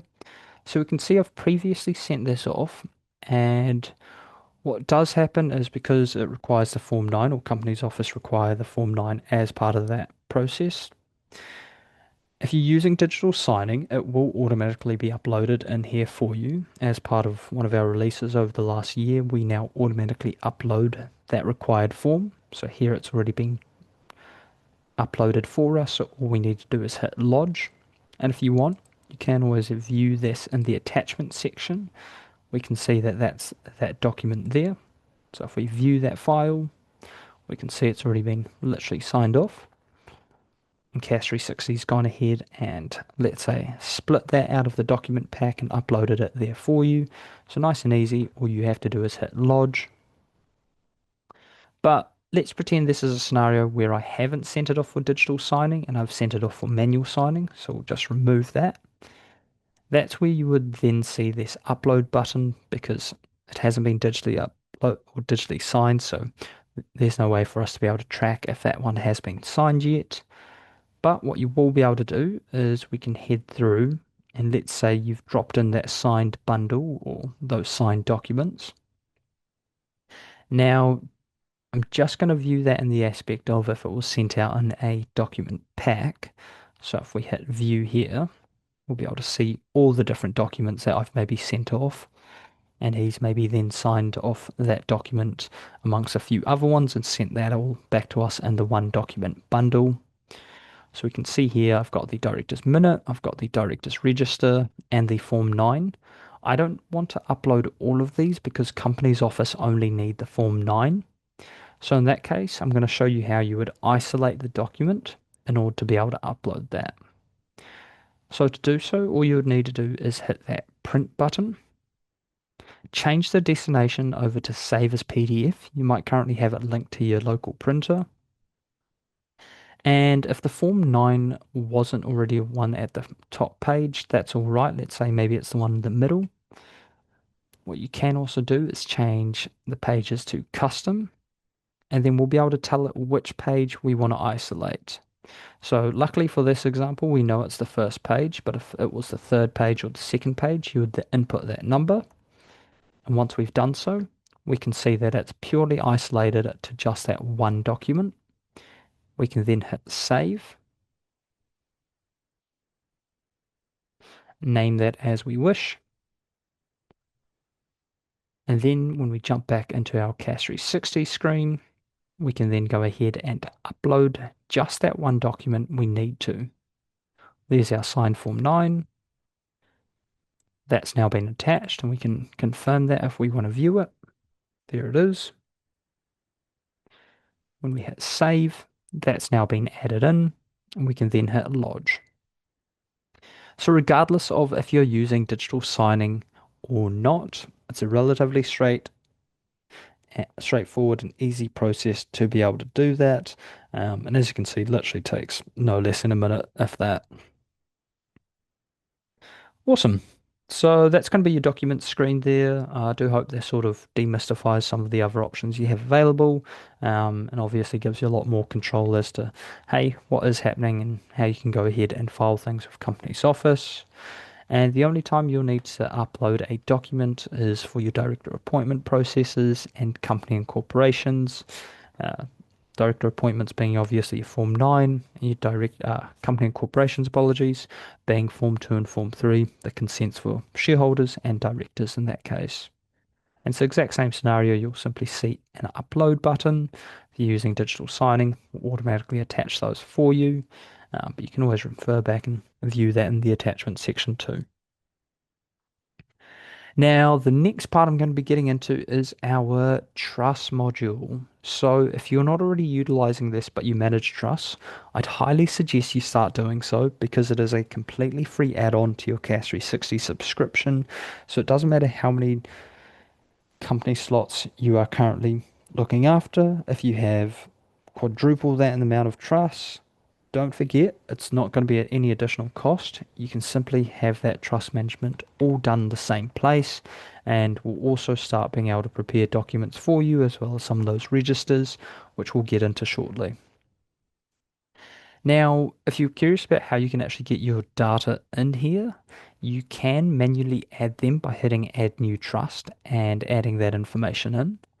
But we have also streamlined that process by either allowing you to download the Trust Import template, which can be seen there or here, either. Simply just click on it. And then what that will do is it'll download a Excel spreadsheet, which I've just popped up on the screen there now. Got all our instructions as listed on the first page in order for us to be able to do this for you, just allowing you to make sure that you input all the required fields so it can actually be set up in CAS 360. But not only can we obviously import and have trust set up for you, they can also include any trust beneficiaries, unit holders, or additional relationships you might want to have added in as well. Once you've done that, you can simply jump on the support live chat or log a support call. Let the team know you would like this to be uploaded into your license, and we'll go about that in the back end and we'll confirm once done. And that'll then have all your trust data in there for you to start managing moving forward. Now, once you've got those in there, you do once again have a few filters on the left hand side. And once again, you can also choose to have them labeled just like your companies and contacts. Now, if you are just maybe working on a state trust or your family trust, we'll be able to use those filters to purely just show those ones as well. Or if you want to look at all your trusts, you can simply do that. If you're just working on your own ones, you can have that label applied and it will just show those there. Now, if you are looking at manually adding a trust, as mentioned, you just simply use that add new trust option, complete that information, and if the trustee is a company managed in CAS 360, you can actually automatically have that pulled through. If it's not, you'll then be able to simply set that up as such too. Now, what I am going to do is just simply work with ones I've already got set up here, just so that I'll be able to show you a little bit extra as such. So let's say I'm working with a Juniper Farm Family Trust. We can simply click into that. It's very similar to our company information that you'll see. It'll reflect all the key trust details. You can go ahead and upload the trust deed in here as well. And you've got a few different tabs up the top there, including a compliance tab, as the trusts also do have a compliance workflow very similar to that of our company one. But maybe I want to go ahead and add in a new relationship. So we can see I've already got my trustees added in here, but I want to go ahead and maybe add in a accountant, for example. From here, we can then go ahead and select our contact, add that date that it's going to be appointed as, hit save. This will then load it in and turn that print toggle on, and we can go ahead and prepare the forms for this. CAS 360 will then allow you to include a cover letter, register for both trust events and trust relationships, and the trustees' minutes or resolution as well. If we take a look at the register for the trust relationships, that's now got that new accountant that I've just added in. And the same goes with the trustee minute as well. That'll obviously reference the change that's taken place for this trust, so you can send off to your trustees so that they can then have that signed off. Now, similar to the annual return process, this currently is set as a minute. So if we wanted to adjust that, maybe I want that to be actually be signed off by Ronald, or if I want that to be signed off by both trustees, change that over to resolution. And this time around, we'll see that it's actually going to have a signing line for both of those parties there, just like so.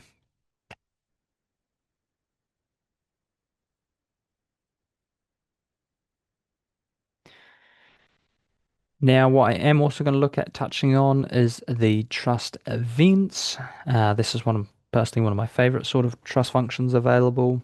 I've already got a couple pre-populated within here, so it gives you a bit more of an in-depth view as to what that can look like at your own end and how easy that can be to manage any trust events and items taking place.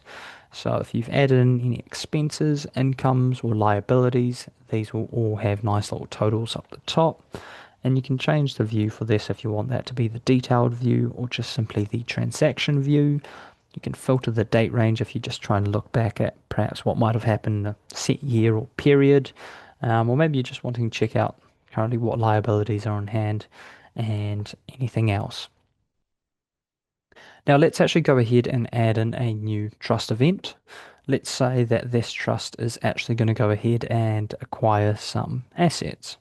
Simply select the one that's applicable, in this case an asset acquisition, select the type of asset that it's going to be. In this case, maybe they're purchasing some real estate.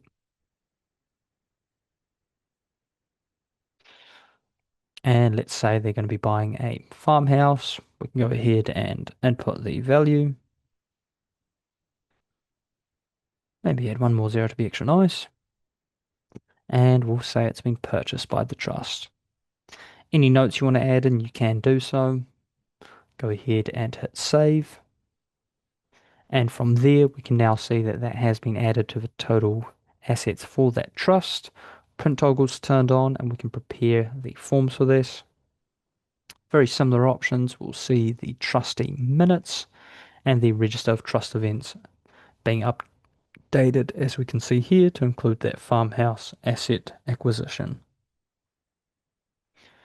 Now, the good news is we do also have that total tally available within the trust event register as well. So you can obviously see all of the information tallied up in the one place, which is always nice for a bit of a comprehensive view on the totals because you might have a lot of different transactions perhaps.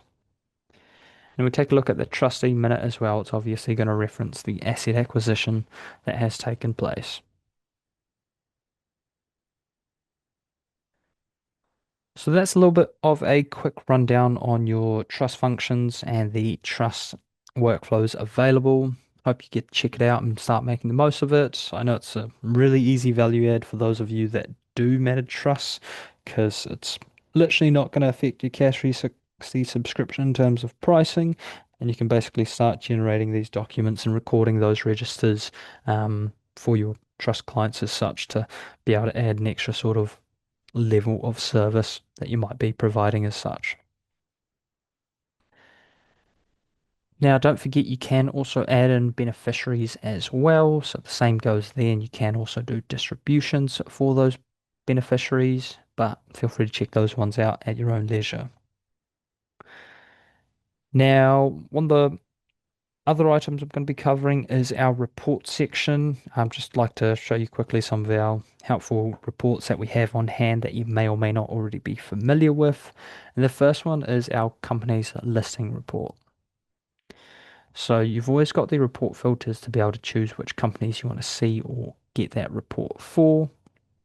Feel free to adjust that as needed. If you want that applicable to all companies, you can do so. If not, go through and pick the ones you would like it to be generated for.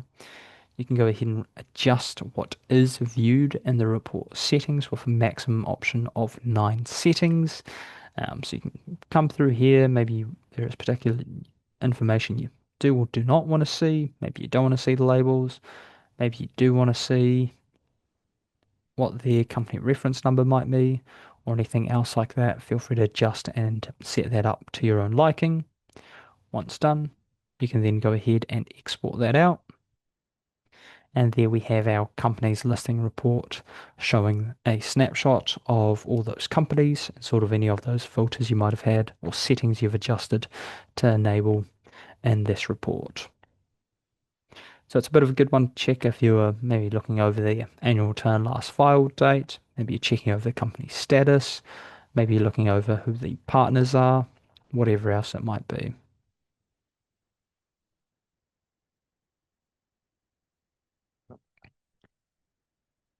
Now, if you want a more detailed report on a company, you do also have the company report, which will give you a comprehensive breakdown of all the information you have attached in your CAS 360 database. And you can, of course, filter that down to perhaps a particular set of clients, choose what information you do want to have included. And from there, we can then go ahead and generate that report for that company. And here we can see I've got a really nice comprehensive report that shows all the information of that company as recorded in your CAS 360 database. This will cover everything from your company addresses, any ultimate holding companies, directors, shareholders, including shareholding amounts. And this does also generate any new information. So here we've done those earlier share transfers, and we can see all that information has been added in as well. Any dividends you've recorded, any trust details that might be attached, unit holders, and you can also view all the documents you've generated for that company down at the very bottom. So it's a nice little proof of work as well if that's something you want to provide to your clients or if they've requested to see what work you've done over a set period. This is always a great option as well.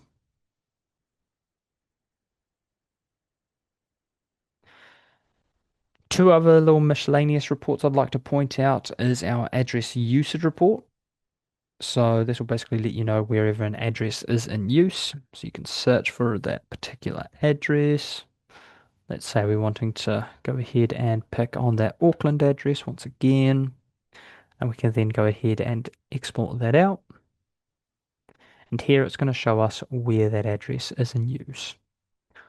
Once again, we can actually see it's being used for any newly generated items as well. So we actually had updated that for Alexia earlier via the multiple change screen, as we can see here. We're currently updating that to be her new residential address, and same with the joint member as well.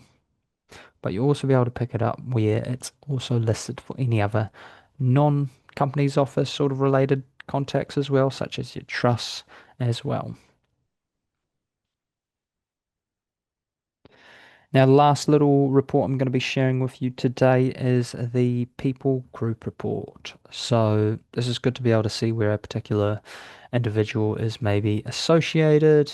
So if I have a contact in mind, we can go ahead and search for that, select that individual, and we can get a report on basically any of the relationships and items they might be attached to.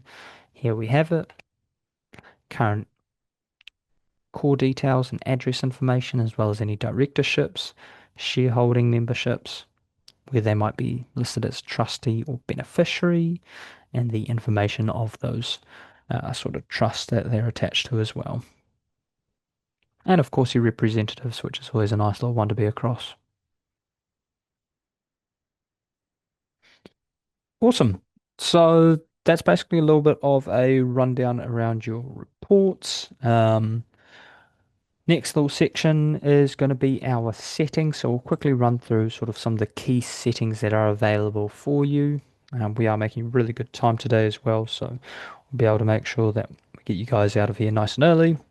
But what we do have available is, as mentioned, you've got the document templates and email templates that I've referenced all throughout today's webinar. You can go ahead and customize these as you can see. You've got a range of different ones available. So for your documents, let's say we were wanting to adjust the annual return, all you would need to do is simply download the master copy. That's then downloaded for us in a Word version. We'll go ahead and open that up, and we can see that we have the document here. Now, don't be put off by the text codes you're seeing here. These are basically the text codes that automatically populate that information for that document type. So we can see that the annual return has especially a lot, but just know that if it's not something that's included for that particular company, so let's say there is an Australian company directorship, that's not going to be automatically populated. That'll just simply not show. Same with the likes of maybe if you don't include the shareholders register address or the location of registers kept, that will just simply not appear on the document. And if you've got the maybe remaining addresses all populated, those will only show. But if you are maybe wanting to add in your logo, your branding, maybe update the font, that's all able to be done. You can absolutely customize the wording and the look and the feel of this as such. Maybe if you want to add in a little bit of a blurb down the bottom, maybe adding in the pricing for the annual returns and reference that there will also be an invoice attached for them to settle this with. All that good stuff, you can most definitely do so. But a lot of this, I was going to say, you can typically keep it as is, and it's just sort of any additional text you might want to add and maybe up the top to reference something or any clauses or anything your accounting firm has. Now, you will see that these are split up into multiple different sections. One thing I would like to point out is you do have a range of different ones, so feel free to check those out if there are items you might be looking at adjusting. I know a very common one is especially the director's minutes. You can obviously check those out, maybe adjust those as you would like to. But as you can see here, we've got all the different documents available. Now, onto our email templates. That's a very similar, and one thing I would always like to point out straight off the bat is you do have a non-digital signing email for your annual return, and then you've also got a digital signing version for your annual return. If we take a look at this, it's just simply because this is the one that utilizes the digital signing function, so it's got that button to take them through to digitally sign said document, where the annual return that doesn't have annual digital signing included obviously doesn't have that button and sort of hyperlink through to digital signing because it's just simply going to be attached in that email.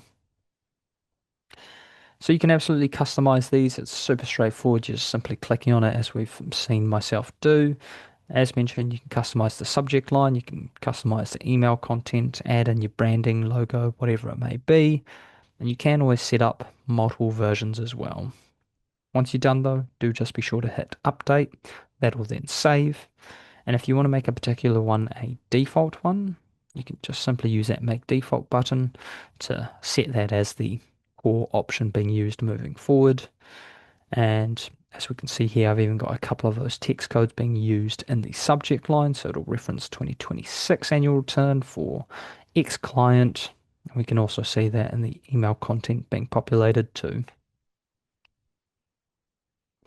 Now, just a reminder that if you are after the text codes, that's just simply found by heading into the New Zealand knowledge base, choose CAS 360 Dictionary. And if we're working on, let's say, the digitally signed annual returns, then we can use the digitally signed annual return email text codes. And you've got a range of different text codes that can be used. So you can really set up a core template that references a whole lot of different information if that's what you would like to do. And we've got a lot of different options available there for you to utilize, including what that text code is, what's the information it'll populate with, and where it's sourcing that information from. Now, if there are any additional text codes you would like to see us add in CAS 360, feel free to let us know. Smash that feedback button, provided it's data that's in your CAS 360 database. We should be able to add that in. So yeah, feel free to get creative and let us know if there are items like that you would like added, because we know how much time that these can especially help save when it comes to making the one template and having that being able to be sent out to a range of different clients.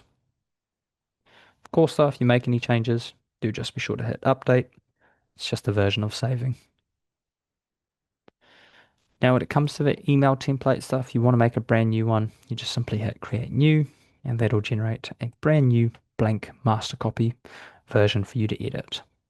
If you want to remove it, you can just always hit delete, and that'll remove that template or additional template you might have accidentally created or no longer need. Now, you do also have the email settings available too. So, for the firms that might want to use a custom email address, there is an option to purchase that, which is a separate service, and that does have a one-off setup fee and cost of $500. Now, if you want to find out more about that, feel free to read our help guide on that there. But basically, because it's a service provided by Amazon SES services, this is an additional cost, and you can find out all about that just through our guide there. But basically, you'll be able to input that email address, see if it's available, and start working through that if your firm wishes to have emails go out from CAS 360 using that preferred email address.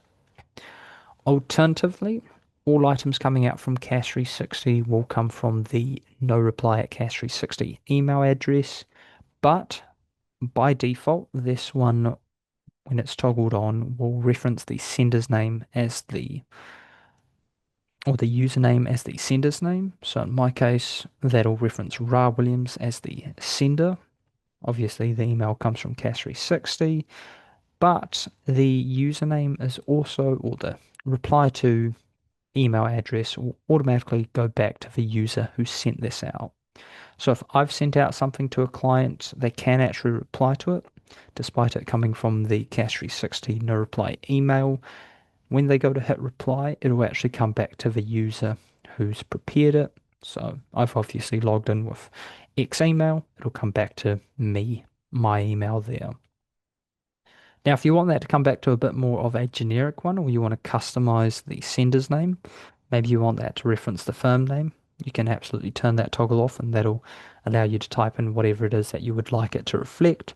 And the same goes with the reply to address. If you want all the emails that are being sent out from a particular user to come back to an admin inbox or something like that, you can absolutely add in their email there, and that'll instead go back to X email moving forward. You do also have a couple of additional options if you want to automatically CC in partner contacts or managers or BCC them, and you are able to do so. And yeah, just a nice couple of options there for you to tweak things to see how you would like them. But just be sure to hit save when you are done so it actually is applied. Lovely. So that's your settings and your reports. Nice little skim through of a couple of additional help items. I do hope they help you make the most of CAS 360, especially when it comes to sort of customizing your templates and documents and stuff, because it's nice to be able to add that look and feel. And you only need to do it once for each of those document types, and then it'll be there moving forward. And if you have any questions or get stuck along that process, feel free to reach out to our support team. We're always happy to offer you any advice if you do get any issues or run into any roadblocks along the way. Now, the final and last piece for today's webinar is going to be our compliance workflow. So we head through to our company screen. Once again, as referenced, if you have it turned on, any identity documents attached will trigger that alert. You'll also be notified when the next review is going to be coming up. So if I turn that label off, and let's say we check out our compliance alert, we can see that this is broken down to a few different areas. Maybe compliance documents are required, maybe the review is required. And if you just want to see all of them, you can obviously jump on over here to see what exactly is going on.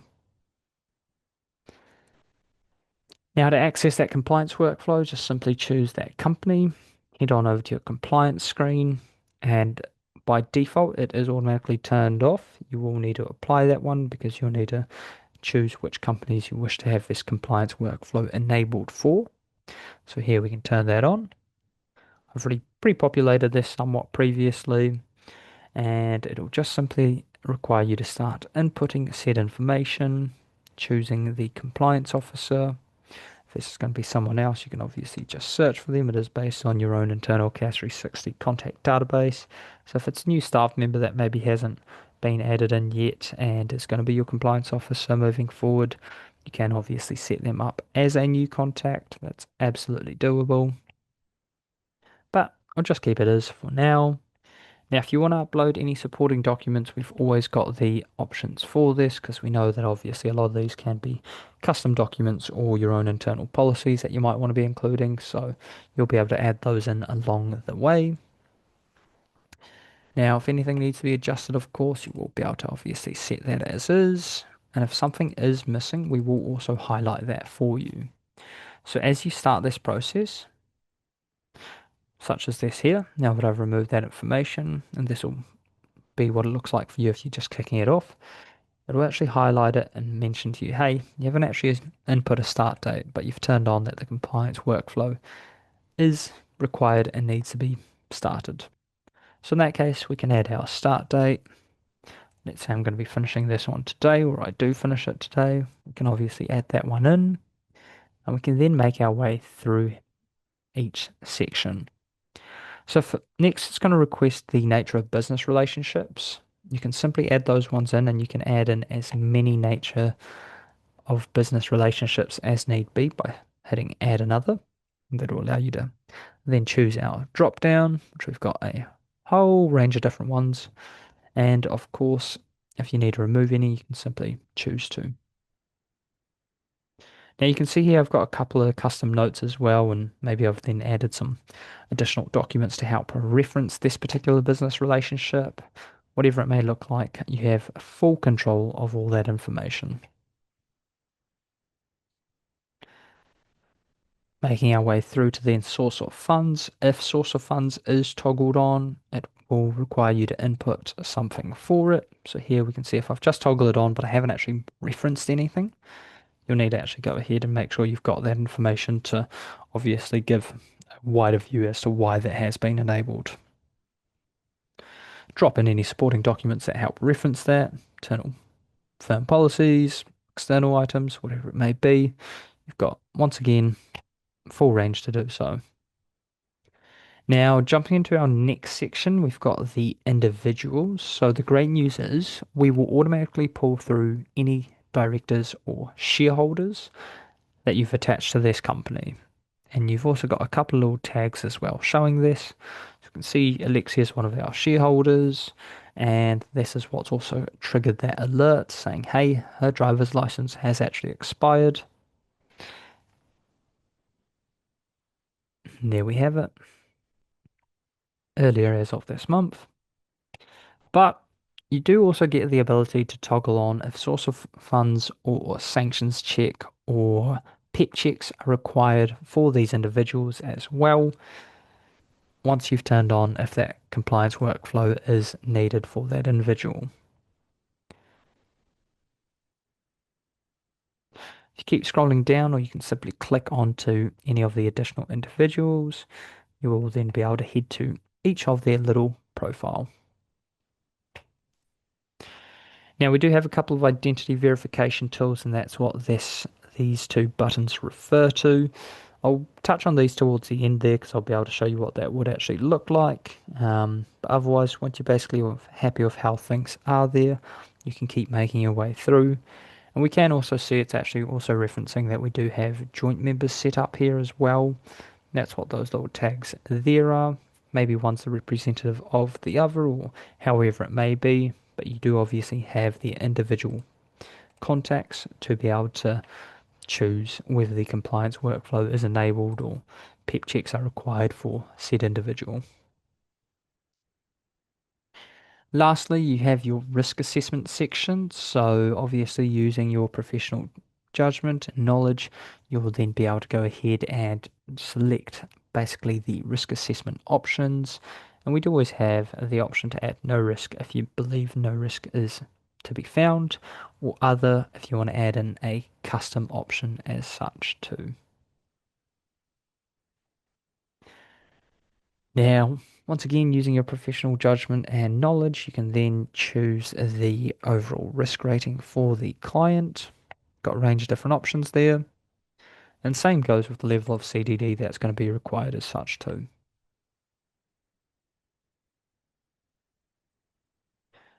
All in all, that's going to then bring us to our final sort of notes section. You can actually go ahead and choose to add in some custom notes. Any notes that have been left will also show here for you. And you can always add in more if you'd like to, or if you're looking for a particular item, you can always check that out as well. That then brings us to our final stage. By default, it'll basically set the reviewer section. So if you want to send this off for reviewal, apologies, by another staff member, for example, you can go ahead and input their email, and then that will go ahead and send that off to them. Very similar to what we saw in our document review section earlier today. But if it doesn't require, or you don't want this to be sent off for review, you can choose to simply just delete that email, and then you'll be able to update said completion date.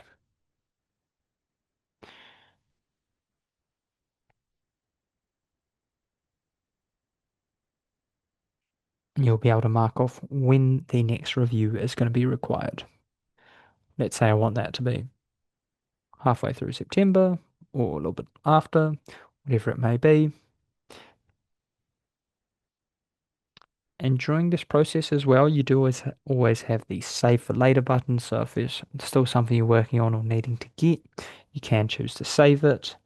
But great news is, once you have completed this compliance workflow and information, you are then able to download the compliance report for it. So if I go ahead and select that, once this is all completed, we are then able to generate this report for you, which references all the core details of that company alongside the compliance information you've then gone ahead and added.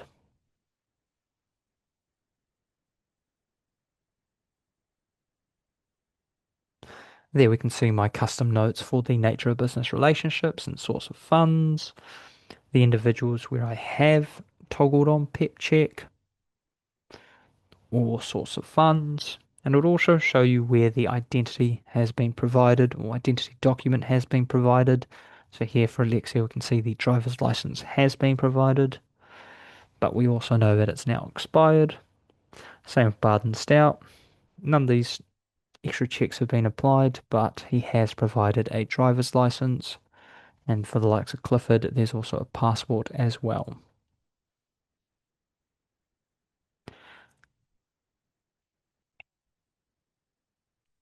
So that's basically your compliance report that will go ahead and generate once you've completed this workflow. But you can always access that from the report section at any time. Just underneath the AML report section, you can choose compliance report. So if you've completed that for a company, you'll be able to then select it, or if you're grabbing a whole bunch, you can do so all in the one go. Lovely. So I did also touch on the fact that we have identity verification options available. So you can either do this directly on a contact. So if you're looking at your individuals, you always see that there are these options available. So if you've got the driver's license stored up against said individual, it'll show as verify identity, meaning you can run a BGL ID check with the driver's license you've got on hand. Or maybe you don't have the driver's license and you would like to request that they complete this. you can choose to send a ID verification. So you can either access this directly up against the contact, or as we saw within the compliance workflow against the individuals, there's always that option as well. So let's say for my test contact here, where am I looking? There we have it. So let's say for this contact here, I've already completed one previously for it, just using some test data, but I'll just run through this as a scenario for it. Uh, And let's say if I didn't actually have the driver's license on hand, we can actually choose to use that send ID verification. Once again, if we did, we just simply use that verify identity option and we'd run that check based on the driver's license stored up against said individual and the information attached. For this, we'll just pretend that there is no driver's license attached to this individual there. We can go ahead and hit send ID verification. This will then allow you to pick from our three different options there. So we do have standard ID checks, advanced ID checks, and the biometric scan option now available. Standard coming in at $9 and advanced and biometric at $12.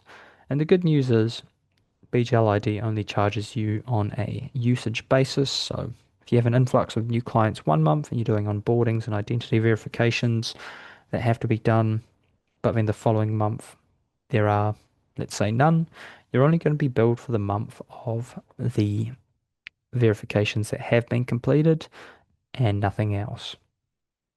Alternatively, we do also have a cloud check subscription available.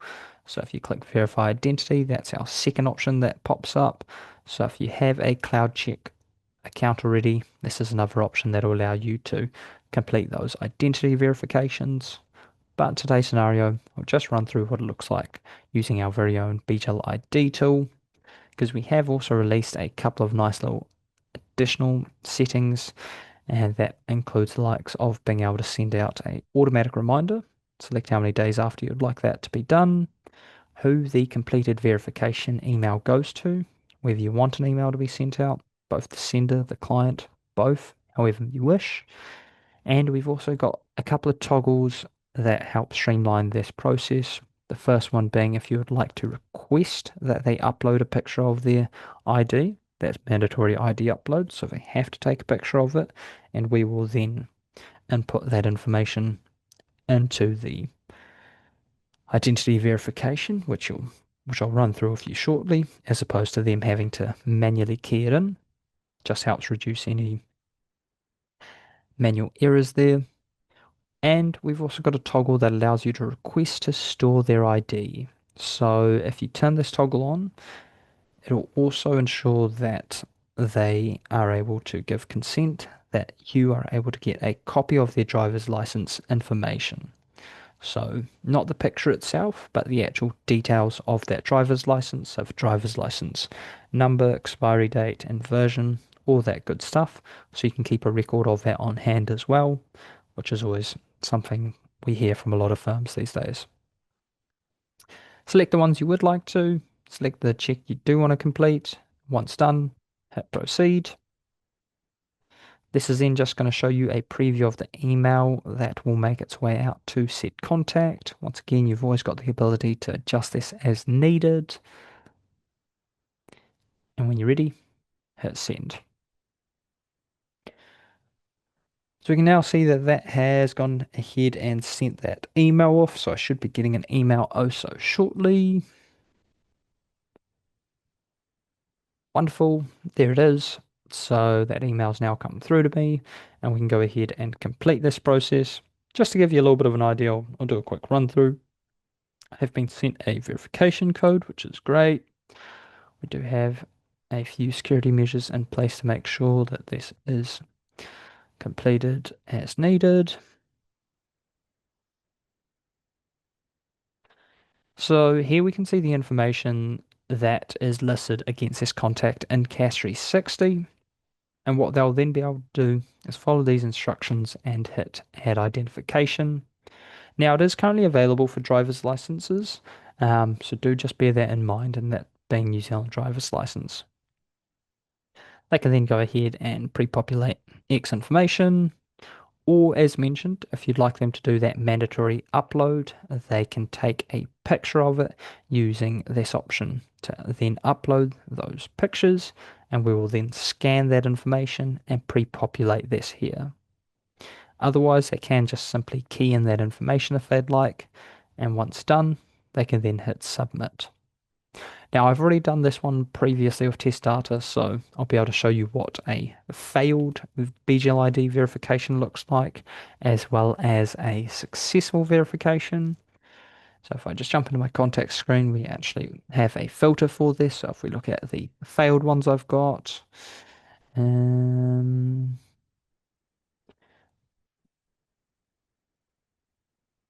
that's all right. I'll just show you the one I've got here for, ironically, a contact that is surprisingly not real. So we've got this individual here you might be a little bit familiar with. If you head through to the compliance screen, you'll be able to see that we've got their BGLID verification. Now it has failed, and we can see that that's also marked with the exclamation mark. It also lets us know when that one was done and what was failed. And you do have a couple of quick little highlights that let you see all that information straight off the bat. So straight away we know that it didn't match the New Zealand driver's license, or NZTA and DIA sort of side of things didn't show a match. And there was no match within the Australian government ID side of things too. Now the birth date, the name, and the driver's license all seem to have failed, as we can see in this little section. But you are also able to view that in a report format that comes back here as well.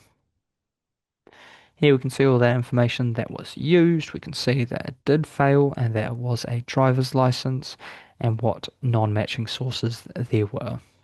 Now, if it was the biometric scan option that does get done, you will also see that that was performed. And obviously, if there's any PEP or sanctions matches, that will also show up, and you'll need to manually review that to confirm if that is the same or not. Now, in terms of a successful verification, we can also go ahead and check that one out there too. These contacts just simply appear with a green little tick icon to let you know that that is passed. And once again, if we take a look at the compliance information, we can see what has matched and where it has passed. Same goes with our report. If we can take a look at the most recent report, matching sources, the identity information, key details of said individual, the AML summary, and if there are any PEP and sanction search completed.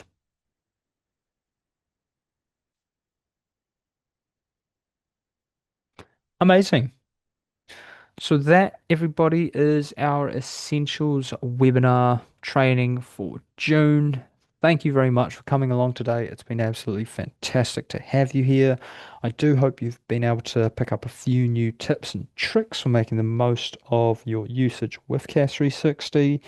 Um, Now, I will stick around for a couple of additional minutes. So if you have any questions that have maybe been popping up towards the end there, do feel free to fire those through. We'll be more than happy to answer those. But if you maybe want to sit on this information and maybe come up with any questions later, do feel free to reach out to me. I'm always happy to catch up and answer anything else that you have in mind. You can always reach out to me via my details as up on the screen there. So that's rwilliams@bglcorp.co.nz. Additionally, don't be shy if there's anything you want to run through the support team. Of course, you would have seen we've got plenty of help resources available there too, between the knowledge base, the learning channel, and if you want to refer back to this webinar at any time, you will get a recording of today's session, and you can access this up on the YouTube channel as well. But yeah, once again, a absolute pleasure to have you all along here. Really do appreciate you taking the time out of your day to join us. And if there's anything else, do feel free to let us know. As mentioned, though, we'll stick around for an extra minute or so in case there are any remaining questions. Feel free to send those through or have a think and flick me an email whenever suits. And on a final note, if there is any additional functions within the software that we might not have covered today that you would like to be taught on, feel free to get in touch with me. I'm always happy to run a bit of a custom training session on other functions we might not have been able to delve into there. Or if you've maybe got staff members that could do with a little bit of a catch up in terms of other areas of the software that they've been using, but maybe not fully utilizing. Same offer applies. Thank you.